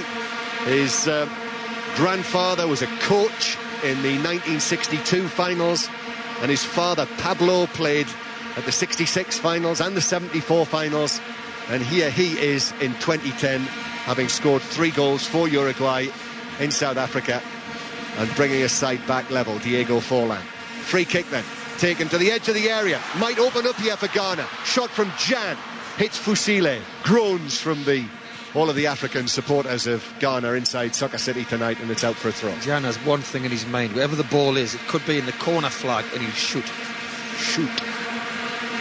As Pansel takes a throw in field, and it's cleared away by Fusile. Forlan with a touch, he's given it away. Annan back towards Asamoah. 25 minutes to play of this World Cup quarter-final here in Johannesburg. Jan now, he's on the right-hand side, he won't shoot from there. Goalkeeper Muslera comes, good cross actually. Boateng was after it, but it was punched away by the Uruguayan goalkeeper and out for a throw on the left. Well, that was a little bit better, wasn't it? He hasn't caught much tonight, the goalkeeper, but good fist on that one. Throw in into Boateng. Uruguayans all round him, turns inside the box, then the shot on the follow-up from Montari. Boateng looks to the referee, the shot was wide, and the referee says no penalty, goal kick Uruguay. Well, to be fair, Scotty, the substitute who came on, tried to get out of the way with Boateng. He's in. If he stays on his feet, he's in. No, he's made a meal of it. Also, Maxi Pereira was pulling his shorts. He's made a meal of it. Yeah, well, he did. And goal kick to Uruguay. Uruguay 1, Ghana 1. If you've been out today on this Friday night it is now, Holland beat Brazil earlier by 2-1. Andy Murray was knocked out in the semi-finals by Rafa Nadal. And incidentally, the Salford Harlequin Super League game is on 5 Live Sports Extra. The commentary if you want to get that. Forlan tries to take the ball on, but Asamoah does well, actually, working back. There's a little bit of everything, Asamoah, in midfield. He can be effective coming forward, and he also works back too. Well, he's got a nice left foot, nice balance. You can see a pass. But he goes out of the game, John, for long periods. You don't see him, it's like every 10-15 minutes he seems to come into the game. So the throw-in to Ghana finds Inkum, one of the youngsters. Inkum turns and plays it to Pansel. And now into the centre circle again to Annan. Asamoah, that might have struck his arm. No free kick given. Pansel carries it some distance forward. Then Jan goes down. Challenge from behind by Scotty. Free kick given to Ghana in the middle of the Uruguayan half. I wonder who's going to take this. But again, I thought he was unlucky there. I thought it was a bad control by Jan. He goes down very, very easy. But he's earned himself a free kick. Well, Jan looks as though he is going to be the man, although there's always Montari as well. Boateng standing in front of the ball. Montari just to the right, but Jan is very much the prime contender to hit this free kick. Uruguay line the wall up. The referee wants to move them back a yard or so and is imploring them to do so, and then seems to settle for it, and then they inch forward, and that is not 10 yards. And Jan strikes it goalwards, but over the bar and through for a goal kick. So halfway through the second half, Uruguay 1, Ghana 1 it is here on 5 Live. Another word from Chris Waddle, who's with us here in Soccer City tonight, and then it'll be Conor McNamara. Well, I know Gian wants to score some more goals, but I've got to say that was in a great position for a left footer. Montari was standing over the ball. He's already scored one from distance, and really he should have overruled Gian there. It would be a brave man to pick the winner between these two now. At the start of the tournament, very few people would have believed that either Uruguay or Ghana would make it to the semis. One of them will be there, though, by the end of tonight. This is Kevin Prince Boateng up against the touchline on the right-hand side and rapidly breaking into the Uruguayan half, finding Gian. And now they want some space from left full-back, and Sarpe has come forward, pushes it quite a bit in front of Montari, who does struggle and stretch out a leg, but he's not going to get a touch on that, and Uruguay regain possession. I was just looking at the Uruguayan defence, and obviously Diego Godin has picked up a thigh injury, not available for this match. Fusile is going to be suspended. Lugano has gone off injured. If they do get to the semi-finals, Uruguay, they might be a little bit stretched in the defensive department. Well, they will be, Conor, but when you've got strikers of Forlan and Suarez ability, they will cause teams problem. But for them to get to the semis, let's be honest, they would go in as massive underdogs whoever they play, so they've got nothing to lose. Uruguay 1, Ghana 1. If you are joining our coverage late here, Ghana took the lead, stoppage time before the break, and that was the first time at this tournament that Uruguay had been behind. They were behind for less than 10 minutes because into the second half, and Diego Forlan scored a quite wonderful free kick, as long as you take out of the equation the fact the goalkeeper did very little to try and save it. Here come Uruguay. Good touch by Ladero. Suarez goes for goal. Kingston does much better this time. Corner. I'll tell you what, if he pulls it back to his partner Forlan, because I think Forlan would have, but Suarez obviously had a terrific season with Ajax, scored a lot of goals. He really fancied his chances. Unfortunately by him, and Uruguay hits it straight at Kingston. So corner to Uruguay. Forlan waves to the crowd as he places the ball, and now he's down and he's tying his shoelaces. 1-1 here on 5 Live. He hasn't actually had the best corners. I think his first two were very good, and since then they've all been very flat. He's such the talisman of this Uruguayan squad. I think any of his teammates would be brave enough to suggest they should take the corners ahead of Forlan. Here it comes, in swinging, just about palmed away. Arevalo Rios shoots it back in, but too many defenders between him and goal, and it ricochets all the way back, almost to the halfway line. And a throw-in for Uruguay. Their blue jerseys, dark shorts and socks. What a touch there from Forlan. Ladero, though, finds no way forward, and Pansel clears away for Ghana. High, turns the Uruguayan defenders around. Brilliant play by Gian, shrugging off Scotty, but then it doesn't sit up for Gian, and he can't get a shot in. And Inkoum will pick it up with Annan in the centre circle, and helped on by Asamoah. Montari fouls, but he's done enough to get it to Sarpe. And Ghana deep inside Uruguayan territory here. Back to Montari. Infield to Asamoah. A ball into space on the right-hand side to the dangerous Inkoum. Here comes the cross. Gian gets up, but it's headed away by Victorino. And when it pops up in front of Annan, he's got right underneath that one, and the shot ends up in the crowd. 1-1. Nice movement, nice passing by Ghana. Nice tempo, crisp passes, moving it very quickly. But as you say, it's very hard to call. I definitely think Suarez and Forlan will carve some chances out for themselves before this 90 minutes is up.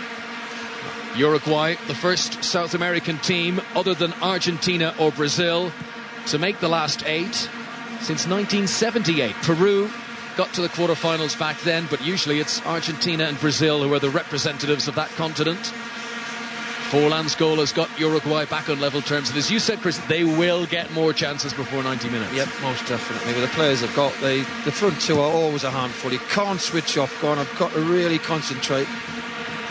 Victorino's clearance is a poor one. He's given possession to Gian, and the shot was on target, but the goalkeeper Muslera could save. He was 10 yards outside the penalty area, Gian, but Victorino very nearly presenting Ghana with a huge chance. Well, what was he thinking? There's nobody charging the ball. He just lets it go through his goalkeeper. I mean, is the goalkeeper talking to him? He's not looked very certain tonight, neither, the Uruguayan keeper. Both goals tonight, and I think the goalkeeper at fault on both occasions. Muslera, the Uruguayan keeper, after Montari from a country mile out struck a ball, and Muslera was not central in his goal. He was to the right-hand side, the ball tucked into the bottom left-hand corner. Now, here is some activity down on the touchline. And Ghana are going to make a change, and Stephen Appiah is going to come on, the Bologna midfielder. and he's going to take the place of Samuel Nkoum, who's been having a good game and who's supplied some decent crosses. But Appiah comes on, very experienced international for Ghana. Well, it'll be interesting. Will he keep the shape on this right-hand side? I don't think he will. He wants to get involved. It's 1-1. Forlan blasting a free kick, side netting. And once again, Diego Forlan taking shots from distances where very few other international players would even try it. But Kingston does not look comfortable. I tell you what, though, Conor, I've said all along, if you can pitch this ball 5-10 yards ahead of the target, it comes off and it doubles the speed nearly. It's absolutely skids off the surface. Very difficult for the keepers. So much said about the new ball in the build-up, Chris. You think the players are used to it now, those left in the competition? Yeah, I think they are. I tell you that the pitch has been more of a problem than anything else. Look, the ball just runs away. And I keep trying to describe to people back home when they talk to us about it. I said it's like when you watch the game, it's like playing on AstroTurf. You know, the ball's always skidding away. You've got to try and get it into people's feet. It's almost as if the pitches sort of camber away towards the corners, and anything that rolls in those directions never holds up. It always, if anything, seems to increase in speed as it goes out of play, as it has done here to present Uruguay with a goal kick. Fernando Muslera, the goalkeeper, dressed in lime green, and he's taking his time over this, but it's a right-footed kick over the halfway line and flicked on by Ladero, who's going to find Suarez in an offside position. Yeah, he just gambles a little bit early, Suarez. He's got to come and get the ball to feet. I think he's worried. I'm not saying he's worried. I think he's always looking to where the centre-halves are instead of just concentrating on the game and getting the ball. And Uruguay preparing another change now. And the man that they're going to bring on is Sebastian Abreu, who also is a striker, plays his club football in Brazil with Botafogo. And the man he's going to come on for is Cavani, who had a decent first half. We've not mentioned his name too often in the second period. No, he's got a lot of talent, and I've been impressed with him in the tournament. He started the game pretty well tonight, but he has faded, and I think it's the right decision by the coach. What Abreu definitely gives Uruguay now is height up front. He's come on with the white boots, very long dark hair that goes right the way down his neck, below his shoulders. And this is Ladero, one of the other substitutes, with the red boots inside the centre circle, finding Diego Forlan, who's now wearing the captain's armband after Lugaro went off in the first half. Maxi Pereira on the ball now to Diego Perez, and now Arevalo Rios, and Uruguay holding on to the ball, but they're still in the central third. Jorge Fusile, the left back into Arevalo Rios. Very much reminds me of Nigel de Jong, the Dutchman. Holland beat Brazil earlier on today to book their place in the semi-final, and the winner of this match will play Holland for a place in the World Cup final back here at Soccer City. Maxi Pereira on the ball once again for Uruguay. 1-1. Little between them, really. Both sides have had chances. Suarez goes to ground on the far side, and the referee is now going to take out his notebook, and there is going to be a yellow card shown to a Ghanaian defender. Sarpi, is it? And it is, yes, it's the fullback. Just hesitated to make sure. Hans Sarpi is the man who has picked up the yellow card. Well, Suarez has been looking for a lot. Yes, he is pulling them out, and the linesman's very close, and the referee, for me, has got that one right this time. He's not going to shoot from here. I was just going to say, Forlan, he's gone for goal from further out, but maybe not from as wide a position. This is about 3 paces from the touchline on the right-hand side. Mind you, Richard Kingston is taking no chances, and a 2-man wall has been erected in front of Diego Forlan. With his long blonde hair, here he comes, right-footed. It is across Suarez at the front post, just wide of that near post. Just give it a corner. I thought it hit outside the post. I didn't think Kingston got a hand on that. They've all appealed, and the linesman and the referees bought it. Oh, he did. It's a terrific save. Yeah, terrific save. Good header from Suarez to get it on target. Yep. So Forlan prepares the corner kick. His free kicks have been so dangerous, less so with the corners. Let's see what Diego Forlan can do here. Chipped in, disappointing. Oh, Gian should have cleared at the front post. Suarez tried to pounce, and Uruguay want another corner here after much hesitation. The referee and linesman say goal kick. Well, what's Gian and Pansel doing, really? Both of them just let the ball go. Right decision, by the way. It is a goal kick. Suarez has kicked Kingston's hand, and therefore the last touch did come off Kingston as the hand hits the ball. Well, maybe justice done. Probably a free kick for kicking his hand. Actually, Uruguay now have gone to a 4-3-3. Suarez on the left, Forlan on the right. And Abreu, who just came on as substitute, going down the middle, a big centre forward. 1-1 here, and I guess both coaches have to decide, how much caution to show, how much ambition to show. Who wants to win this more? Well, I think Uruguay they've been very positive, playing 3 up front. They've gone 3 narrow in midfield. As Kingston sends it forward, there's 4 up in attack at the moment for Ghana. Gian tries to get a touch, but he's beaten in the air. Scotty's done quite well since coming on in central defence for the injured Lugano. And Pansel's throw in here to Stephen Appian immediately. Aravalo Rios comes across and boots the ball into the stand. I think he could do a job for a Premier League club, Aravalo Rios. Throw in by Pansel to Kevin Boateng. And back to Pansel on the right-hand side. Here's the cross, slightly behind the players waiting for it in the centre. Uruguay get it away, but only to Sarpe. Up from left full-back, midway inside the Uruguayan half, to Apia just outside the penalty area. And now across from the left wing, and who else but Aravalo Rios there to break it up for Uruguay and to head it clear to the halfway line. Pansel's given a tricky ball here to Annan, and Annan did ever so well to win it in the air and give it back to John Pansel on the right-hand side. He's got Boateng outside him, he tries to cross it, and it's headed out by Victorino. Throw into Ghana. 1-1. Well, Pansel's been in great areas a lot of times this game where his delivery's been very, very poor, and Boateng trying to be very, very clever. The only problem I've got with Uruguay at the minute is that Forlan doesn't want to stay on the right. Suarez is sort of left. Maybe they've been better off with a 2 up front and playing Forlan as a sort of half and half midfield come striker. We've only got 10 minutes to go. Uruguay 1, Ghana 1, the quarter-final of the World Cup. This is BBC Radio 5 Live, coming to you this evening from Johannesburg. It's been a very nice day, good sunshine, decent temperatures, and Pansel has possession near the halfway line on the right, and he's asking an awful lot of Gian here, who runs across with Victorino, and the Uruguayan gets the last touch out for a Ghanaian throw. Well, it's finally paused, isn't it? We don't know who's going to get the next chance. I definitely think Uruguay will get one before the end of this game. Africa's last remaining participants at this World Cup. Nelson Mandela says all of Africa is behind them. This is Pansel's throw. Good distance on it as well into the penalty area. And Victorino, it came off the back of his head. It's gone out for a corner. That could have gone anywhere. Well, I don't know what he's looking at. He's got himself in a bad position here. He's got to be looking at the man, looking at the ball and going attacking it. It's come off actually the back of his head. And this is a good opportunity. 9 minutes to go now. And Sully Montari, who scored the opener this evening, will be the man to take the corner kick. Left-footed in-swinging, the goalkeeper Muslera palms it off the back of one of his teammates, but Uruguay get it away. Forlan's the only man who stayed up front. Good anticipation. He thought that Annan was going to give away the ball there, and the loose one now has fallen free to Maxi Pereira. It's a shooting opportunity, but it's too high. What was he thinking? He's got players either side. Forlan on the right. Really, he's just got to roll it into his path. Suarez made a nice little run inside. Roll it into Forlan. He goes across, pulls it back. It's a simple tap in. He had 3 options he could have passed to. Maxi Pereira went to be the hero himself. And as the clock continues to tick away here, 1 goal might be enough to win this now. And the goal scorer would be a hero in either Uruguay or Ghana. And this is Abreu, this big substitute, to Fusile on the left-hand side. No one's come to close him down. He might fancy one here. Bounces twice into the arms of the goalkeeper. Richard Kingston saves. If you're looking at Connor, though, he picks it up wide. He comes inside with it. He's got 4 blue shirts in the box. He's got to put a delivery in there. They're counter-attacking very well, Uruguay, in terms of getting numbers forward, but then they're not passing to each other. Here come Ghana now.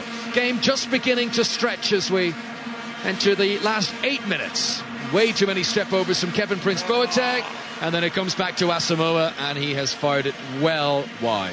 1-1 it remains. Well, that's what I've saw in a lot of games. I know Montari scored from a long-distance shot, but I would say the amount of shots from distance has got to be gone. I've definitely won that in this World Cup. Goal kick to Uruguay. Their goalkeeper, Fernando Muslera, has only conceded twice at this tournament. In 5 games now almost. Controlled by Borsa. It was a casual ball forward, but a very ineffective one. He's given away possession. Forlan tries to cut in from the right-hand side. Well challenged. Fusile wins it back for Uruguay. Helped on by Ladero. Well anticipated by John Mensah. And the Ghanaian defender gives it to Montari, and he's lost it to Suarez. Suarez inside the Ghanaian half, looking for Forlan. Defenders missed it. Flag is raised. Forlan didn't really control it anyway. Kingston would have made the save, but it was an offside decision. That was a close call. Yeah. Would be interesting to see the replay on that. I don't know if it was offside. It was very, very tight, but the two boys in midfield for Uruguay have got stronger and stronger. The boys sitting in mid, they're picking up everything. This is one of them. Perez plays with Monaco in France.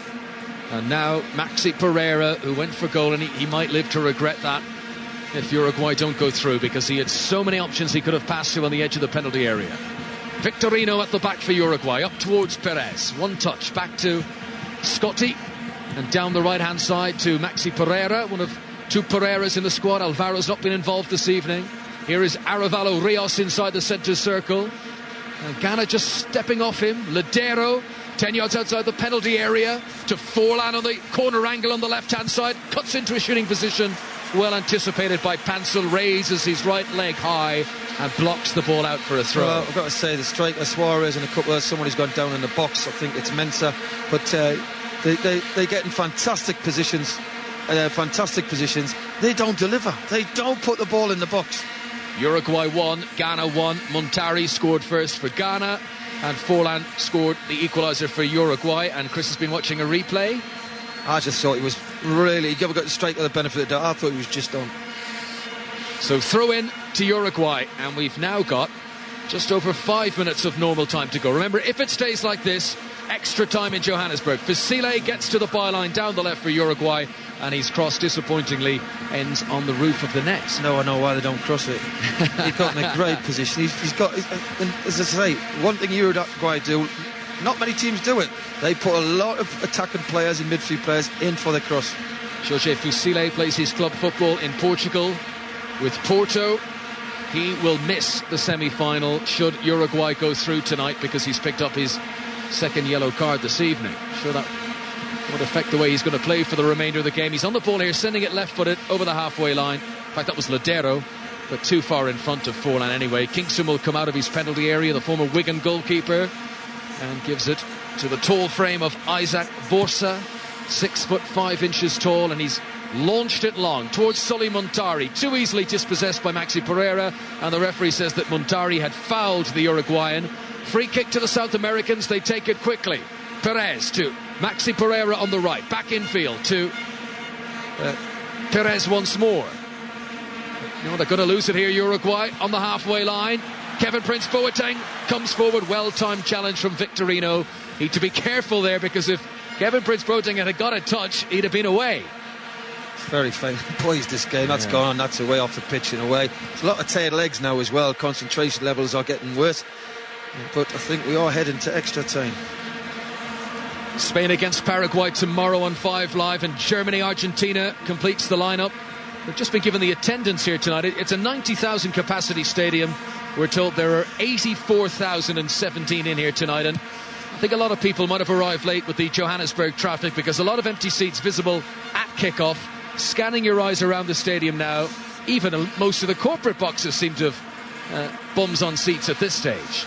Uruguay have got a throw in midway inside the Ghanaian half, and Ghana are about to make another substitution.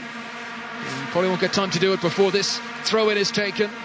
Fasile getting ready to take it on the left-hand side, and it's into the penalty area towards the tall frame of Abreu, but he doesn't get a touch on it, and it bounces once comfortably into the arms of the goalkeeper. The man who's going to come on is Dominic Udia, who is a striker, and he was named the best player at last year's Under-20 World Cup. We're about to find out who he's going to be coming on for. Well, it's Sully Montari, and let's be honest, apart from his goal, he's struggled to come there. He's had a little impact on this game. Great strike for the goal. I'm still playing the goalkeeper, I got it wrong, but he's had a very poor game. Sully Montari won the Champions League with Inter this season with Jose Mourinho, became the third Ghanaian to pick up a Champions League medal after Abide Pele with Marseille and Sami Kufur with Bayern Munich. But Montari has played his final action tonight, and this young explosive striker Adia will come on. He has yet to score a senior international goal, so it's a bit of a gamble, but it is fresh legs, Chris, if we are going to have extra time here in Johannesburg. Yeah, and his record at the groups below, age-wise, he's done very, very well. Uruguay give away cheap possession here. Suarez took his eye off the ball when he had a bit of space on the halfway line. It's gone out for a Ghana throw. Sarpe prepares to take it, and it's down that line and then infield. Now this is Anthony Annan, who plays in Norway with Rosenborg. Has possession inside the centre circle, just cuts it back to big tall Isaac Vorash down the right hand side, and easily picked up by Fusile. That's a ball over the top. Forlans really sprints after it, but it's bounced on the turf and carried and all the way through to the goalkeeper Kingston. Both teams continuing to go for the winner in normal time here. Chip forward by Pansel down the right hand side for Ghana, and it was Victorino who came across. Throw into the Africans. The Vuvuzelas continue to drone at Soccer City as Ghana come forward. Pansel is going to take a long run up for this throw-in. 4 of his teammates wearing these red and yellow stripes. Wait for it in the centre. Long run up, short throw to Kevin Prince Boateng. Back to Pansel. The cross is towards the back post, towards the new man. Adia isn't able to get a shot in, but he will win a corner. Well, it was Apia who was at the far post. He tried to take it on his chest, but give Pereira credit. He didn't buy it, and he got there before the goalkeeper did it, and it's a corner. And Ghana this time have got 6 red and yellow jerseys in the penalty area, 2 of them on the goal line. Here it comes, headed away, a free header for Diego Perez. Forlan's the only man forward for Uruguay. He's not going to get a touch here. Ghana have kept all the big men up from the corner.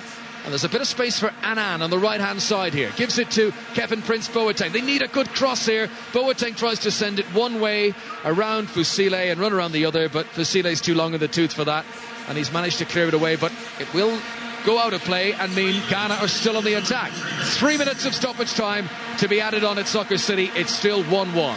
Finally, boys, the goal. Is there going to be another chance? Forlan to Suarez, and he just keeps it in play. Down underneath us on the touchline. Passes infield to Arevalo Rios, and it was a casual ball up to Forlan. And then another loose pass from Perez to Suarez. And maybe the first signs of fatigue beginning to creep in. Well, he is. And this pitch is awkward to play with the pace of it when the ball goes off the surface. We know that. We've seen it. You've got to play to feet, and players are just lacking a little bit of concentration as the tiredness creeps in. So John Pansel, on his 60th international cap, the Fulham man, takes the throw in onto the chest of Annan, back to Pansel, who sliced it out of play. Not just the Uruguayans who are getting a bit tired. We've played 1 of the 3 minutes of stoppage time. Let's see if Uruguay can prize a winner, as Fusile's throw might look like it was handled into touch there by Vorsa. The throw in much closer to the corner flag down this left-hand side. And Fusile is going to wipe the ball on his jersey. There are 4 Uruguayans in the penalty area. They're all a long way away. They know he can get good distance on these. Towards a Brew at the front post. Comes down almost for Perez, but it bounced away from him, and Uruguay need to get back quickly here. Chance of a counter-attack for Ghana. Into Apia. Chip now into space. Kevin Prince Boateng, right-hand side. Corner angle of the penalty area. Here comes the cross, too high for his teammates, and that is harmlessly going to drift out of play on the far side. It remains Uruguay 1, Ghana 1, and we've almost played 2 of the 3 minutes of stoppage time. Chris Waddle. They had a chance on the counter-attack, didn't they? They wasted it, and eventually it falls to Boateng, and he's just got to hit an area. And he hits it over everybody and out for a throw-in. Here comes Suarez, the Ajax goal machine. He's in a position very much wide on the right-hand side here, waiting for Maxi Pereira to come in the overlap. Not the best of passes. Maxi Pereira has done well to get onto it. Now it's Ladero chipping into the penalty area and too close to the goalkeeper. Again, Uruguay had 3 in the box. Yeah, Abreu made a terrific run. The big centre-forward has come on his run back now. Right, 30 seconds of stoppage time to go on 5 Live. Ghana have possession. The last African nation left in the World Cup. Kevin Prince Boateng to Annan in midfield. 2 teammates ahead of him. One of them is Adia on the left touchline. Breaking in towards the edge of the penalty area. Cracks a shot. Comes back off a defender. Apia tries to follow it up. His shot is also blocked away, and you have to admire brave defending by the Uruguayans, just throwing their bodies in front of those shots and they now break towards the halfway line. Well, I think the coach has got to look at how can he get an extra body in midfield. He's got 3 up front. That's it. It's time. That is the 90 minutes, and we are going to have extra time, just as Ghana had against the USA in the second round. We will go to 120 minutes tonight here at Soccer City. The goals from Muntari in the first half, from Forlan in the second half. Uruguay 1, Ghana 1. Don't know about you, Connor, but with 10 minutes to go in an important game, it's quite refreshing to see both sides still going for it rather than settling for extra time. Well, they absolutely, and you look at the substitutions that have been made. They're substitutions to go win the match, not to not lose it. Chris, it's difficult to call this, isn't it? Both sides have had plenty of chances. Well, Ghana look good on the counter-attack. The final delivery's not been the best when they are in general play, but on the counter-attack you can see that's the best opportunity for Ghana. But I still think that Uruguay, look, to my eyes, the most likely team to score. I think with Forlan, Suarez and Abreu, who's just come on, I think if they get the delivery in there right, then they're getting a lot of bodies in the box, and there's going to be more chances before they get the penalties if they do get there. Do you think Abreu coming on disrupted them up front a bit? They seemed to lose momentum a little bit when he came on. Well, he's a big outlet. He's a big, tall guy, and you know he's trying to get Forlan to play the left side or right side. He's trying to get Suarez to play the left side. But these guys are attracted to the ball. They're attracted to score goals. They want to get in the box. So that's allowing Ghana to get out very, very easy. But on the other side, you've got 3 strikers going for goal. Do you think both sides have been let down with the final ball, or taking the wrong choice when getting near goal? Basically the wrong choice, isn't it? It happens very quickly when you're on the pitch. I know we're up here and we're getting a great view of what should happen and what we would do sitting up here, but it happens very quickly down on the pitch. And I just think players are holding on to the ball a little bit too much in areas where you can release it and players can get in on goal. But there's a lot of tail legs out there, and it's going to be interesting. You're right, the options do seem a lot easier, don't they, when you're high up in a media box. 60, 70 feet above the pitch? We can see everything from, it's great, isn't it? But when it's down there, you've got players pressing you, chasing you, it's very hard to spot at times. And you've hammered both goalkeepers during the course of this game. You're still sticking to the fact you think they were both to blame for the goals? Yes, in my eyes, definitely. And goalie, the first one went the wrong way. I don't know what he was looking at. Yes, Gian Chair ducked and might have put him off, but he was going the wrong way anyway. I don't know why he was going to the right. And I'm sorry, Kingston with that free kick, middle of the goal, and it's not even hit the bar and gone in. It's a good yard and a half, 2 yards maybe, he's under in the middle of the goal. I'm sorry, I don't care how much a ball swerves, that should not go in at this level. And he could have even been more red-faced, couldn't he, when a ball he miscontrolled trickled out for a corner. If he'd have done that in front of his own goal, it'd have been an own goal. Go on. No, I was going to let you finish. No, as I say, if he'd been standing on line with a goal, that would have been very, very embarrassing. As the extra time gets underway here, Uruguay 1, Ghana 1, so 15 minutes each way, and then if there is no winner at the end of that, penalties will follow. And quite a number of people have left their seats and not taken them again since the end of the 90 minutes. There are lots of empty orange seats around Soccer City Stadium. Uruguay in the light blue shirts and Ghana in the red and yellow. Red kit with yellow stripes on the front. And the ball out of play for a throw-in to Ghana that will be taken by Sarpe. Up over the halfway line. Perez heads it back into Ghanaian territory. Suarez goes down yet again, holding his back, just bumped into by Sarpe. He's back up on his feet though and doing all sorts of gyrations. Ghana bring it forward. Appiah now 25 yards out. Jan, who's on a position on the left hand side. Challenge comes in from Perez. Jan plays it to the right. Pansel arrives there. Pansel lifts the ball towards the edge of the penalty area, headed away by Victorino for Uruguay, only partially cleared by Perez. Good start to extra time by Ghana. It's given by Asamoah to Adia. Now Pansel again. Pansel's high ball into the penalty area over the top of Boateng. Headed away, only back to Ghana. Jan in the full-back position. Jan crosses it, headed away on the edge of the 6-yard box by Scotty for Uruguay. And this is a powerful start for Ghana at the early stages of extra time. Mensah to Pansel. Now right-hand side again. Adia now in the full-back area on the Uruguayan left. Adia rides one challenge and then hits the cross into the back of the defender. Victorino for a corner to Ghana. Chris Waddle. Well, Diaz playing up front with Jan and two attackers now. Boateng's wandering from that right-hand side. He doesn't want to stay out there. He's gone in the middle as well. A little bit of undiscipline, both teams now. I think it's going to be a mistake. A lot of tired legs. Corner from the right. The Ghana team out there is without question the younger team. Whether that is a factor or not, we'll find out. Appiah with a corner into the near post, and Abreu was there. The big striker diving back towards his own near post to head it behind for another corner. It was a very important header, wasn't it? He kept his eye on it. So it's a yellow card shown to Mensah. Yep. So John Mensah receives a yellow card, and is that something he said? Because it is a Ghana corner. Anyway, yellow card for the Ghanaian captain.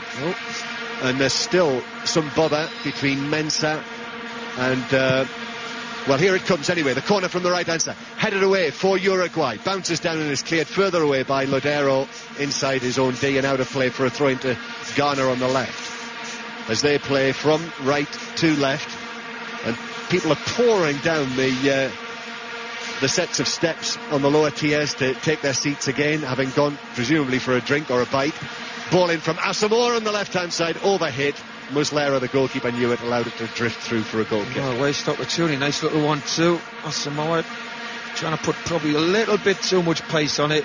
Goes high over the far post and out for the goal kick. I must say, I agree with Connor. I thought it was good to see in the latter stages of the 90 minutes both coaches bringing on attacking players, you know, not settling for the extra time that has eventually arrived. But Ghana headed forward, strong powerful header from Mensah, which actually bounces all the way through to Muslera, the goalkeeper, in his lime green outfit, the Lazio goalkeeper, who gives it out along the ground to Victorino, who shovels it forward. It finds its way to Forlan, who scored the Uruguayan goal, the equaliser.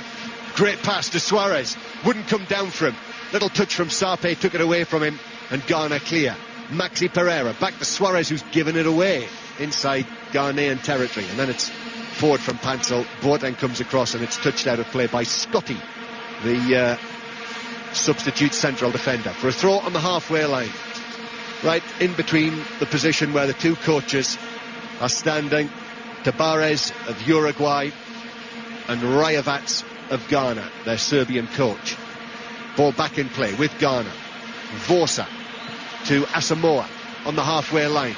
Appiah then intercepted by Aravalo Rios, but Annan out to the right hand side. Jan is out there, the Ghanaian striker with the number 3 on his back.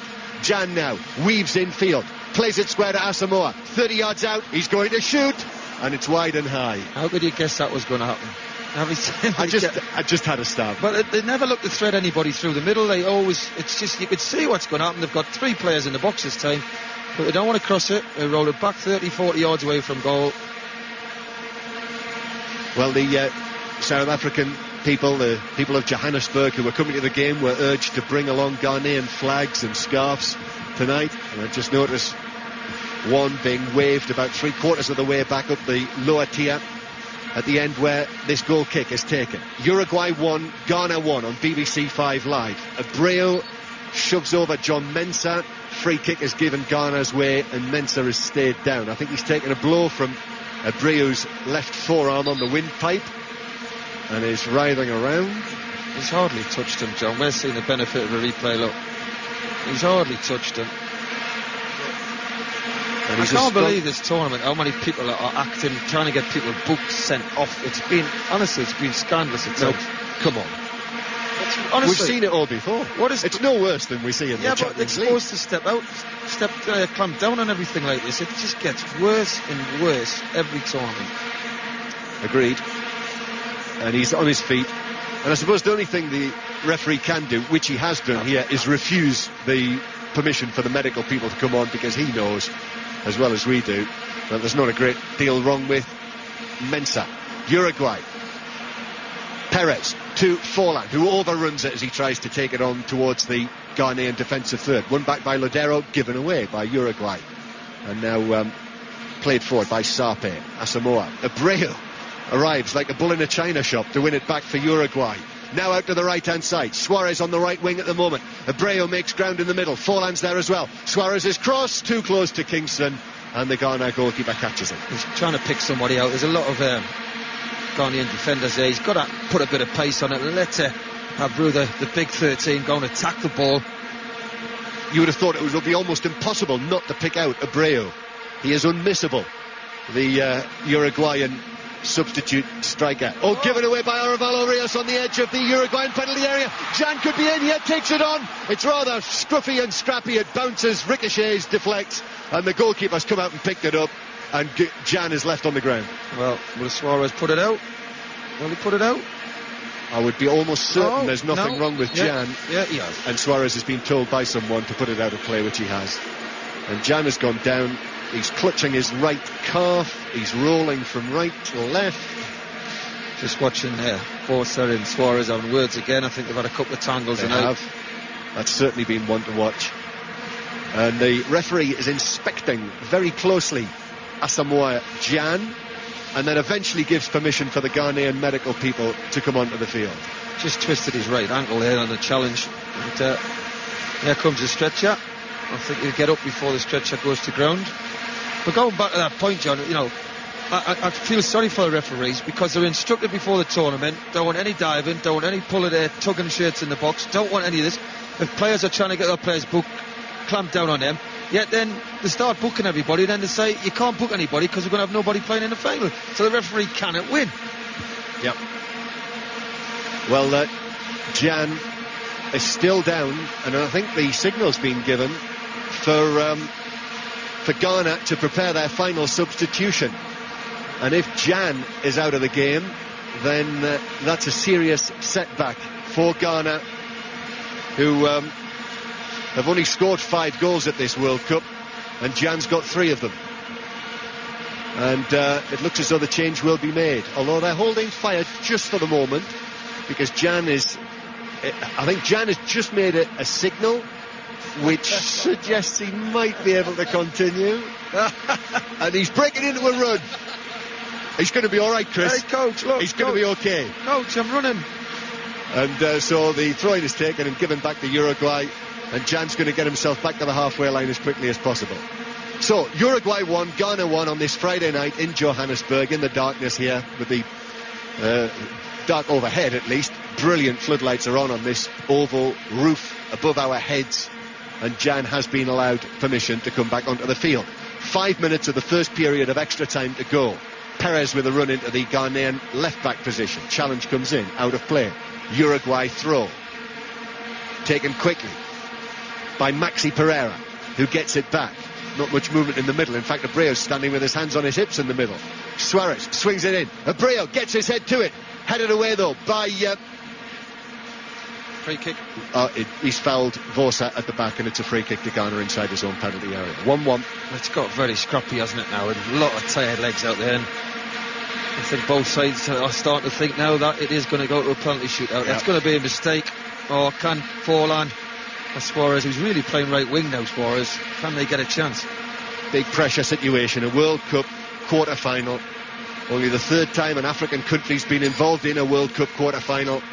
And Uruguay, having not been in this position, World Cup quarter-final, for 40 years. So much at stake for the 2 countries involved. Suarez does well on the right-hand side. Maxi Pereira takes it on, clips it over. Mensah's there, just jumps ahead of Abreu to head it back out towards this right-hand side for Uruguay, and it's put out of play by Annan for a corner. Well, somebody's gone down again here. Yeah, who is that? It's Sarpe. Sarpe has gone down this time on a challenge. I think it was with Suarez. He just stretches. Yeah, he catches his ankle, bends it back slightly, so he'll want a little bit of treatment. Well, we're going to have at least a couple of minutes of added time at the end of this first period of extra time. We've played almost 11 and a half minutes of it. The stretcher is on again, and the Ghanaian medical staff in their orangey peachy coloured tracksuit tops have had a look at him, and he's up on his feet and he's going to walk off, and he'll be walking back on, I would imagine, very shortly. But Ghana having to defend this corner with 10 men. Forlan to take it. It's been a mixed bag, Forlan's corners in this game. Forlan then strikes it in. Good one this time. Headed away on the edge of the 6-yard box. Comes out to Arevalo Rios. Couldn't control it. Legs flying in on the edge of the box, and it's cleared away by Ghana. Now played back over the top for Suarez, but bounces off the field for a throw to Ghana. Yeah, they've defended well from set pieces, Ghana, haven't they, from corners. They've mostly won most of their headers, but they're just a lot of tired players now, and you know, back of their minds, they'll now start be thinking, I don't want to make a mistake, and the game's getting very scrappy, and it can definitely get towards penalties. The Dutch will be watching this tonight, I'm sure, having recorded that wonderful win against Brazil.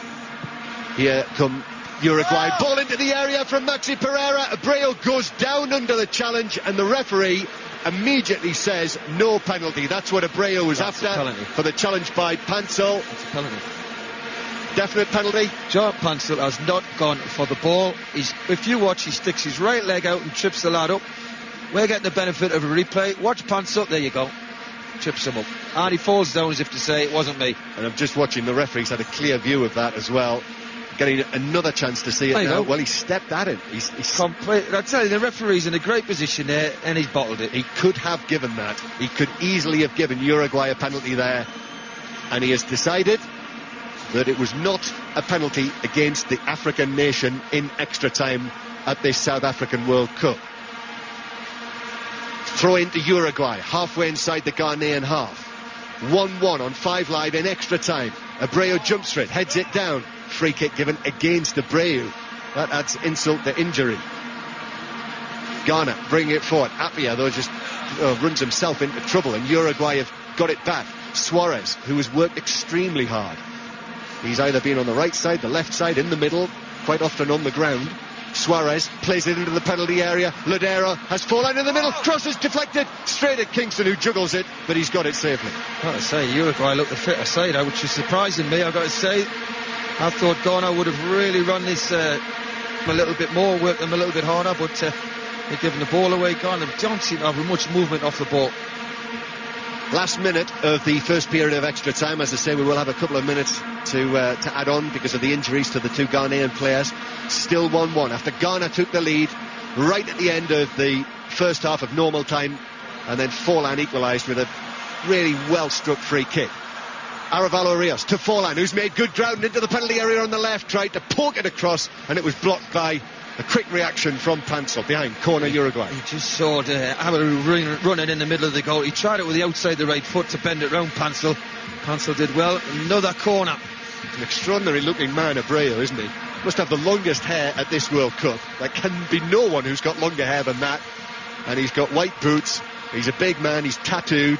He's looks as though he's got 2 or 3 days growth of beard. Corner to Uruguay. Forlan in. Kingston comes and punches it 5 yards from his goal line. And Ghana clear it towards the halfway line. And the whistle has gone for a foul on Asamoah. And we've got 1 minute of added time. I think that's a little light. We're already 15 seconds into it. So I'll be handing over to Connor very shortly, and I'll be getting that grid ready again for penalties, just like at Pretoria the other day. And actually, in saying that, I did prepare the grid when we were there for the second round match for Ghana.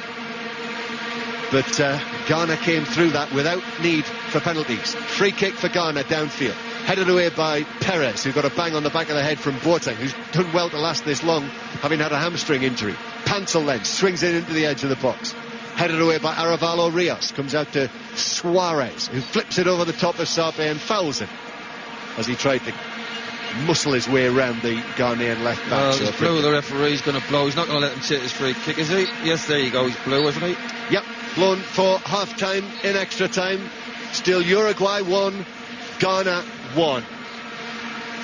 And as we get back underway, just quickly on your topic of longest hair at the World Cup, the Uruguay substitute goalkeeper, Juan Castillo, I think would definitely give Sebastian Abreu a run for his money in the longest since a visit to the Barbers Stakes. Who knows, he might be called on later on if something was to happen to Fernando Muslera. And here we are, the second half of extra time. You know, if Ghana do get through to the semis, they'd have played 120 minutes back-to-back in the second round and in the quarter-finals. Long ball played forward here, and Gian isn't able to control in the penalty area, and that's going to be a goal kick to Uruguay. Chris, do you miss the golden goals? If you scored in extra time, you would win. I enjoyed that, actually, to watch it. It was, and a lot of players who are tired. I know it ends the game, but at the minute, let's be honest, these two teams don't want to make a mistake. The pace of the game's dropped considerably, and they're just playing the clock down. They might as well have went to penalties after 90 minutes. There's a commentator away to our right-hand side. I'm guessing he's Uruguayan, and he's shaking his microphone in front of his mouth like it's a maracas. He's got a flat cap, sort of Jimmy Armfield style, and he's just shaking the microphone with every syllable. And this is just when the ball is in the middle of the park. Wait till they come on the attack. Now the cheeks are getting redder. Here come Ghana down the left-hand side with a substitute, Adia. Gets into the penalty area and tries to find a teammate, plays it in front of Gian. Gian didn't gamble on getting on the end of it, but then turns and applauds the effort of the young sub who's put the cross in there, but Gian wasn't on the end. I think he wants to try and move. They're just feeling the pace now, and I think they've got one substitute left, but is Gian, which he is their penalty taker, so he doesn't really want to take him off. 2 of his 3 goals so far have been from the penalty spot, and coming into this World Cup, they really wanted an African hero, maybe Didier Drogba, maybe Samuel Eto'o. If they continue here, and particularly if Gian plays a part tonight, he'll be the man who'll be put forward as being the African star of World Cup 2010. Maybe he is anyway, with that goal he got against the USA. There wouldn't have been a more important one scored by an African nation. Shabalala, of course, in the very opening match was a hero, but things then went sour for the host nation, and they were beaten by Uruguay, and that's why the South Americans have got through the group in the second round and into this quarter-final. Had South Africa won their group and then their second round game, they would have been here tonight. And I'm sure that was part of the reckoning with picking the largest stadium. But Bafana left stage left some time ago, and it is Ghana who continued to fly the flag for the African continent. And here we are, right down at the very tip of it. There's a ball being played forward by Victorino, and Ghana will get possession back inside their own half, and Pansel clears it up towards the halfway line, taken on the chest by Gian.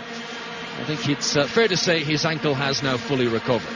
Pansel on the halfway line, right hand side, chips it infield towards Kevin Prince Boateng. Touch a bit too heavy back behind him. Annan will turn in the centre circle, and John Murray to my left has drawn out his grids, getting ready for the penalty shootouts. He's drawn out options that they might take 13 kicks each. This is Annan, 10 yards inside the Uruguayan half. Plays a 1-2 with Pansel, and he's been tripped by Ledero, and a free kick to Ghana on the right-hand side. Well, we haven't seen the best free kicks tonight, I would set pieces, so both defences have defended very, very well. Pansel's going to take the free kick. The Ghana manager, Rakovic, is in his technical area, hands at his hips. There go the Vuvuzelas, and there are 5 Ghanaians in the penalty area. Here it comes from Pansel, good delivery, headed up into the air by Scotty, and it's a good defensive header, clears the area acrobatically. Ledero sends it on its way, picked up by Pansel again, and he's spun around a full 360 degrees here to get away from Aravalo Rios. Gives it to Apia down below us. Back in field to Annan. Good ball to the edge of the area. Controlled by... well, the header in the end was by Gian. Controlled initially by Adia. But it was another chance for Ghana, and they continue to ask questions of Uruguay. Yeah, good football. Little give and goes. Apia sticks a good cross in. Gian gambles at the near post. You just got to try and direct it on the target because there's enough pace on the cross. It was worth the gamble from Gian after he didn't gamble on the previous cross, but you look at his international record, 22 international goals tonight, his 44th international appearance, so it's exactly 1 goal every 2 games. Muslera clears, very long, bounces almost into the Ghana penalty area. Suarez and Forlan, the 2 hitmen on 6 goals between them for the tournament, but neither get a touch this time, and Ghana clear it back into the Uruguay half. Apia prods the ball forward. Can't find Gian, and it's cleared by Scotty, and all the way out of play down the other end. Still, Uruguay 1, Ghana 1, the second half of extra time. Well, Uruguay in the first period of extra time looked bright, movement was good, but they seem to have hit a wall now. They're defending very deep. They've got a lot of players behind the ball, and they can't pass it. They can't get it to the three strikers. We may be 10 minutes from penalties in Johannesburg. There's just been one shootout at the World Cup so far. Paraguay beating Japan. And here is Pansil, just inside the Ghana half on the right-hand side, and sending a pass forward too far in front of Adia. Maybe his control might have done a bit better there for Ghana. As it is, Uruguay clear it long into the African half, and then Mensah, well, what's he done there? For no reason, he's just cleared it out of play. Surely he could have controlled that or given it back to the goalkeeper. When he looked at the goalkeeper, I don't think the goalkeeper fancied it. He's tried to play to the full-back, and he's kicked it out for a throw-in, which there'll be no rush for Uruguay. Maxi Pereira's come forward from right back to take the Benfica player. He's in Portugal with them. And, what are they doing here? They're taking an awful long time over a throw-in, and you wonder, maybe Uruguay with their slick strikers fancy their chances from a shootout. Free kick has been given here to Ghana. They've got any option. They are really on their last legs. Forlan's had a good game, always looked threatening Suarez. They are just basic, playing on memory. So free kick to Ghana, and their goalkeeper, Richard Kingston. That's funny, you look back through his career, and he's not been first choice since coming to England, and he's played with Birmingham and Wigan, and yet he is rated as one of the best goalkeepers in Africa. Now, that's a good touch by Maxi Pereira to bring him over the halfway line down the right-hand side. There are four up with him in attack. Suarez has come short. Maxi Pereira plays it long, looking for Abreu, but it's well defended, and Mensah clears it out of the area and picked up by Asamoah, and he looked like he was running into trouble, but he's done just about enough to keep things moving here, and Appiah will collect in the centre circle. Just a little bit of momentum here about Ghana. This is Pansil running on tired legs down the right-hand side. Infield to Annan. They've dilly-dallied too long here. They've allowed Uruguay to come back. Maybe Appiah, though, into the penalty area. Bit of ball juggling. Well defended by Fusile, who stood his ground and clears the ball away. Still 1-1. Excellent defending by Fusile. Got back in. Terrific run by Appiah. Great first touch. I've been really impressed with Fusile right the way through this tournament as Ladero comes forward for Uruguay. Tonight's the third time I've seen Uruguay in action at this World Cup. And this is Suarez, and he's played a good overlapping pass here from Maxi Pereira, who can steady himself. Here's the right-footed cross, too high for Abreu, falls to Forlan, tight angle, left-footed shot is wide. He's got Abreu at the far post, and he's got Suarez who came near post. He's just got to nurse it round the corner. He's went for power, he's gone to the near post, and it's gone high. If he just nurses it round the corner, might have been offside. 6.5 minutes to penalties in Johannesburg, and one of these nations, Ghana and Uruguay, one of them will be playing the Dutch in the semi-final of the World Cup. And it's Arevalo Rios covering back here for Uruguay, making sure that Appiah doesn't get it to Appiah. Goes to ground inside the penalty area. The Portuguese referee is not interested. Goal kick. Looking for the free kick. Just came together, didn't they? But I think both now are thinking, what's that, coming up to 9 minutes. Muntari scored the goal in the first half for Ghana. Forlan scored the equaliser for Uruguay. Only the second goal tonight that Uruguay have conceded in the competition. This is their 5th game. A chance to turn on the right-hand side for Adia, and his cross finds Gian. It's a good first touch. Oh, he could be in here, and the referee blows his whistle. Now, hang on a minute, the ball was still in play. Maybe the referee just brought his whistle to his mouth. But he's allowed play to continue. There was a huge shout for a penalty. Play continues here, just outside the penalty area with Kevin Prince Boateng, and now the whistle is blown, and now it's a free kick. But I think it's fair to say the referee definitely considered giving a penalty. Well, Gian tangled with Scotty, who did very well, because the first touch by Gian, I thought he was in. He pulls it round him, they tangle, and Scotty kicks it away with his right foot as he's fallen to the ground. Could have went his own goal. And Pereira... Well, he's kind of fallen into him. It probably would have been a soft penalty if he'd given. I don't think he would give that. Yeah. So it remains Uruguay 1, Ghana 1, and we are 5 minutes away from the end of extra time. And another shrill blow of the referee's whistle, and a free kick to Ghana just outside their penalty area. The pace of the game has slowed down considerably now. Kingston comes out and places it. Vuvuzelas, Blair around Soccer City. This stadium with 5 tiers, almost identical the whole way around. 2 of them are of corporate boxes. And this is Asamoah in midfield for Ghana, and the greater majority of people in this stadium supporting the African nation. This is Annan, midway inside the Uruguay half, a pass that's of no use to Adia, and it's cleared all the way down the field and back to Kingston. He's bounced it there and he's nearly fumbled it. He's not at the most secure of evenings as Richard Kingston, which Ghanaian fans will not be exactly relishing the spot kicks, but he could well be the hero tonight to make up for his mistake earlier on. Well, Uruguay gone deeper and deeper. They're just looking for the counter-attack, but unfortunately the players have got up front haven't got any legs left. Pansel tries to cross, it's blocked off Ladero, throw into Ghana midway inside the Uruguay half. Ghana playing left to right as we look down there. Dark red and yellow jerseys. Uruguay in sky blue. And Uruguay have brought everyone apart from Abreu into a defensive position as Jan tries to carve away into the penalty area, and between them Victorino and Fusile manage to smuggle the ball out for a corner. Well, they're just hanging on at the minute. Alright, they're stopping Ghana getting towards the goal, but it's all Ghana been the last 5-6 minutes, and they've got to concentrate. Uruguay, they've got to dig in deep. 3 minutes remain of extra time. What a time this would be to score. The corner is being prepared by Kwadwo Asamoah on the right hand side. Poor corner towards the front post, but Abreu has sliced it out for another corner kick.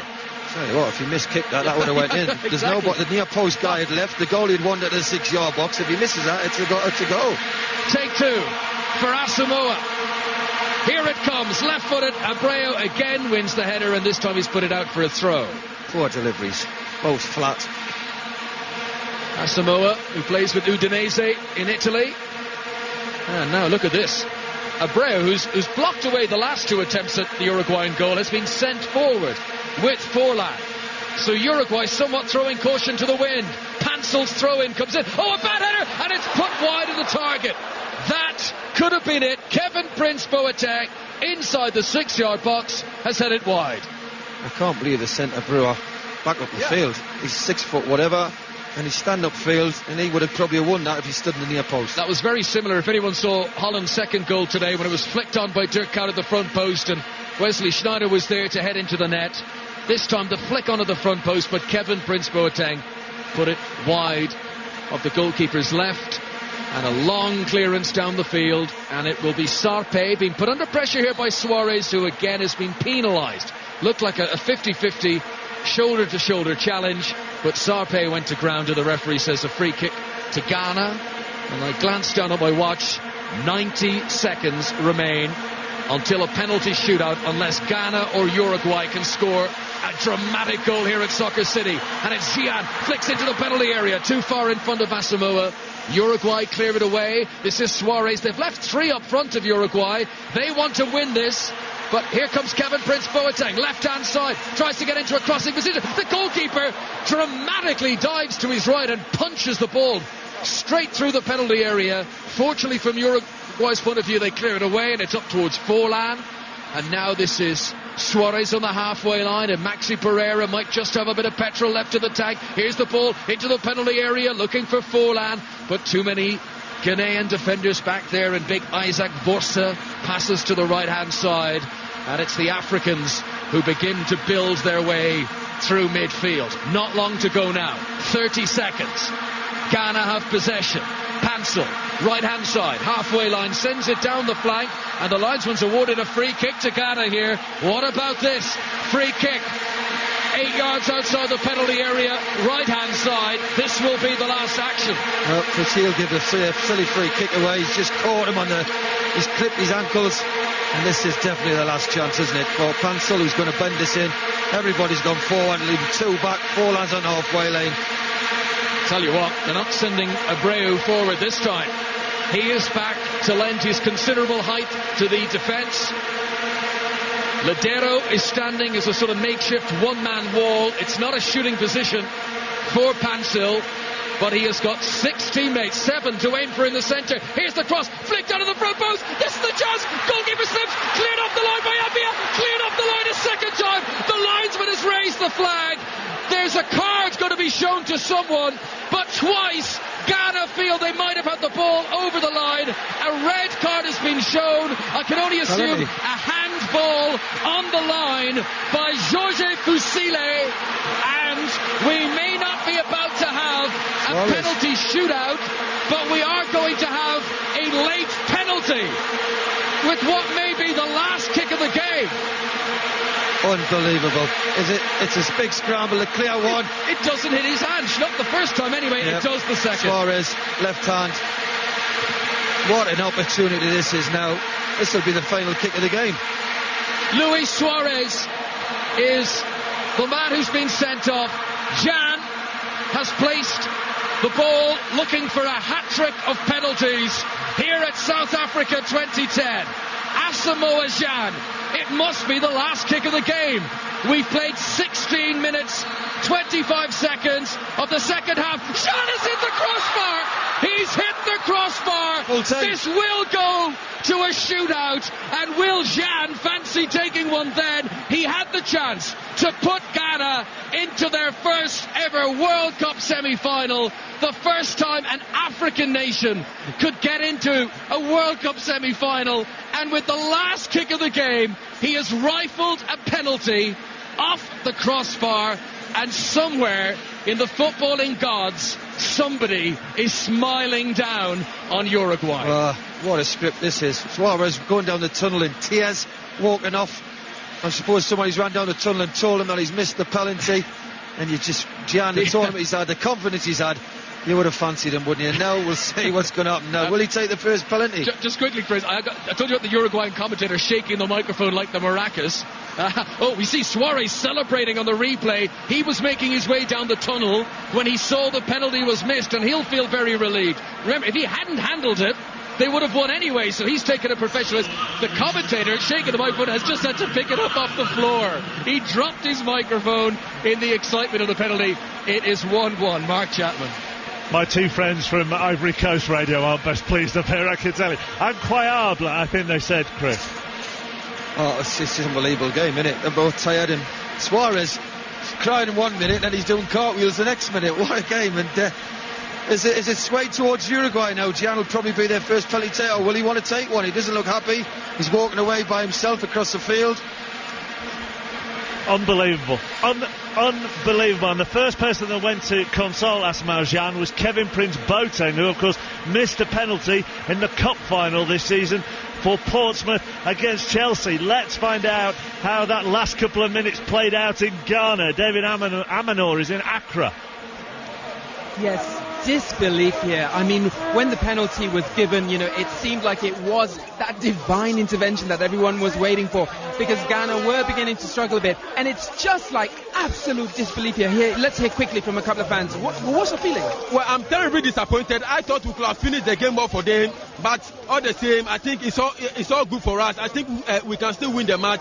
And I think Black Stars should go and win and beat the Uruguayans and qualify for the semi-final. Well, let's remember the Black Satellites, the junior team, were here in October last year. Same position against Brazil. They actually beat Brazil on penalties and went to win the Under-20 World Cup for the first time. So do you still have hopes for Ghana despite that shocking thing we just saw now with Yeah, the morale is still down, but I know the Ghanaians will do it. The Ghanaians will make us proud. The 90 minutes is over, the extra time is over, but I believe in them that this penalty we're going to win it hands down. I believe in them. Go Ghana, go Ghana! Go Ghana, go Ghana, go Ghana! Go Ghana, go Ghana. Hope's still alive here, but we just see what an extraordinary match.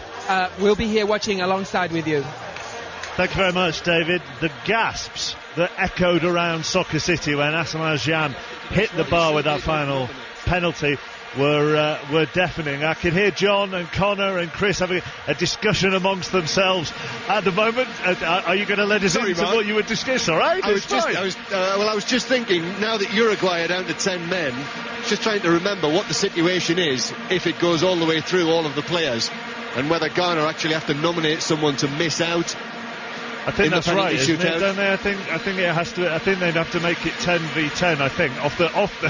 Connor's giving me a look like, are you making this up? I'm thinking, no. I think off the top of my head, I think it has to be 10 against 10. Chris, if you were Asamoah Gyan now, would you volunteer for the shootout? I've been in before. No, it's strange. He's a penalty taker. He's got a terrific record. I remember watching the TV out here when he scored his first one in the tournament, and everybody said he never misses. He's got a great record, loves taking them, always goes that type of way towards the right or middle. I'm sure if he's a regular penalty taker, he'll want to put it right. It's particularly easy to say with hindsight, but after the red card, it all seemed very rushed when he took the penalty. There wasn't a sort of calming down 30 seconds or a minute before he took it. He seemed very keen to get on with it. Well, sometimes penalty takers don't like to stand around, do they? They like to get it done, get it down, take in, score normally, and walk away. It was last kick of the game as well. Unbelievable script. I can't think of any game ever that's ended like that. I don't know if either John or Connor can. There's nothing that springs to mind. They're both shaking their heads at me. Chris, Glenn Waddle said to me just before coming out here to the World Cup that the penalties are missed in the walk from the centre circle to the penalty spot. Do you subscribe to that? Well, I got mine missed, didn't I? So yeah, I think you're right what you just said. I try to tell people when they say what's it like in a situation. A player basically who plays football every day, kicks the ball, does things every day and messes about, maybe he's with penalty taking, practicing, whatever, that walk to the penalty spot, it's not what you think. You tend to find the people in the stadium, the people watching back home, the people in the pubs, they're more nervous than you'll be because you kick, that's your job, you kick the ball every day. So I don't think the players feel as much pressure as people think. I am trying to ask these questions as tactfully as I possibly can, you know. I'm doing my very best. Stephen Nolan is on after us on 5 Live. Once this penalty shootout has taken place, the Uruguayan players just making their way into the centre circle at the moment. I think the 5 names have been given to the referee and his officials on their behalf. I'm not sure whether Ghana have done that just yet. Given what you've said about the keepers in this game, Chris, do you expect either of them to get near any penalty at all? It'll probably be about 1918, I would think. One of them's going to be a hero, or one of them's going to be. They've not. When I watched this game, they've never inspired me with confidence. They're the goalkeeper. But some goalkeepers are quite specialities at penalties, and we'll see what happens. Both goalkeepers have made their way to the opposite end from the one where Gian just missed that penalty. We've had one penalty shootout so far in this World Cup.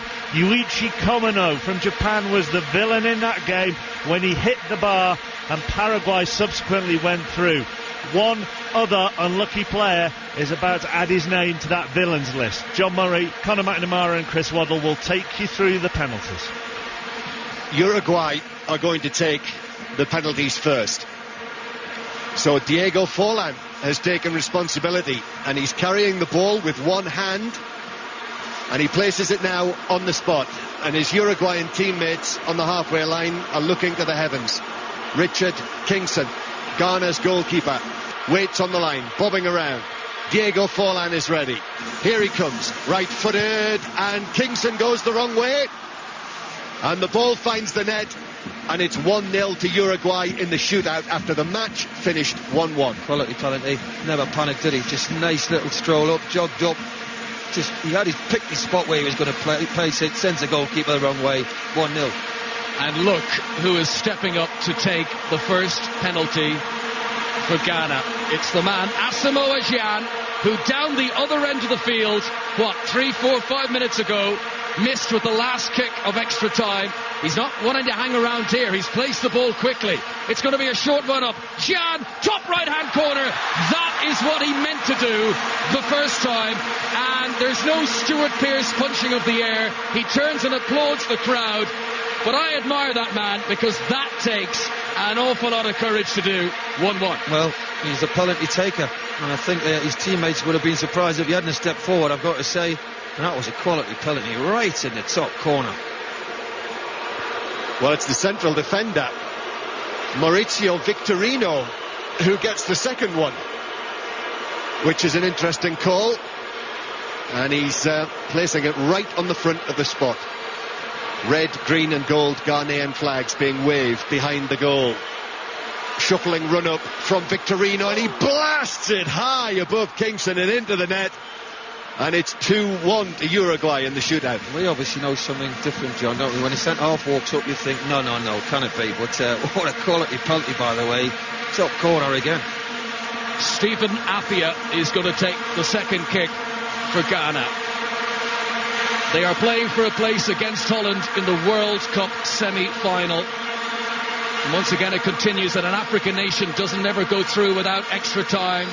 Let's see what Appiah can do here. Right footed is straight past the keeper. Left hand side, very good penalty again. Beating Muslera. It's 2-2 on spot kicks. Well, that was another tremendous penalty. The goalkeeper goes the right way. Just couldn't get it. Got a slight touch with his left hand as he was diving across the goal, but couldn't keep it out of the net. So next for Uruguay, it is Scotty, the other central defender, who has walked forward. Well, can he do a Victorino? Scotty, short run up, right-footed. It wasn't the best struck penalty, but Kingston went the wrong way and the ball found the net. And all penalties have been scored so far. 3-2 Uruguay. It went straight down a bit. I've got to say though, John, Kingston is at least 2 yards off his line before he's kicked it. Would the referee blow up? No, I don't think so. John Mensah of Sunderland steps forward for Ghana against Fernando Muslera, the Lazio goalkeeper, who saved 2 penalties in the Coppa Italia final last year. He picked the right way last time round for Stephen Appiah, but just couldn't get a firm enough touch. Mensah is going to take the shortest run-up I have ever seen in a World Cup penalty shootout. It's one step. One step from Mensah. It's saved. It's an appalling penalty. Why did he not take a proper run-up? John Mensah has back-passed it to Fernando Muslera, and the first sign of a crack. He's missed. It's still 3-2 Uruguay. Well, not the best. He's very upset, the guy. Look, the team went up the field, 3 or 4 of them. It's, as you say, Connor, at least have a run-up if you're going to blast it or whatever, but you need a run-up. You can't generate the power. Goalkeeper's gambled. Very comfortable save for him.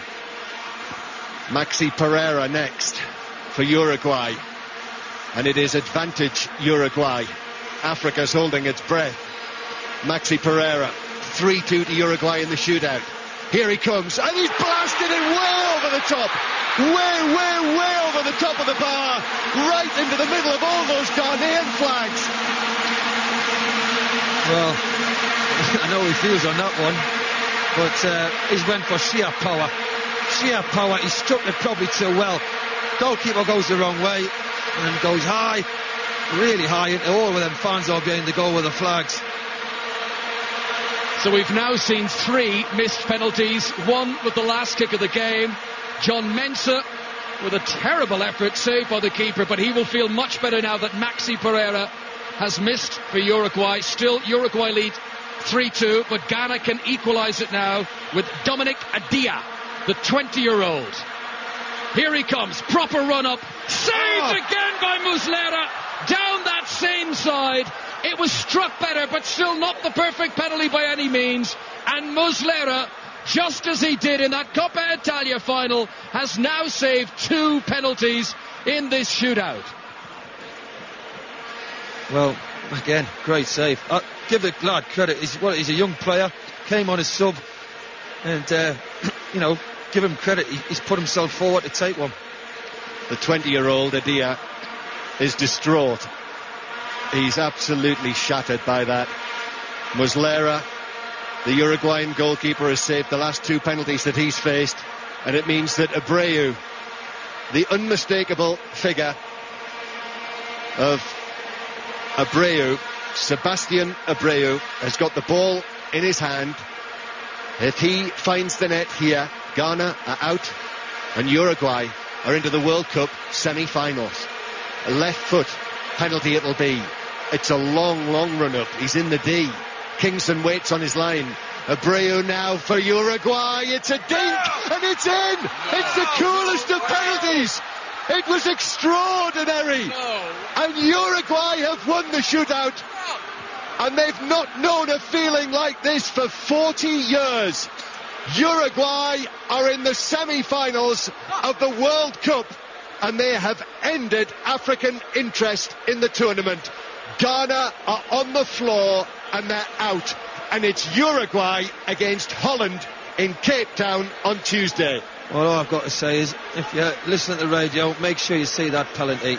What nerve to do that on the final, to win, to go to the semi-final. That was just incredible to do that. Frightening.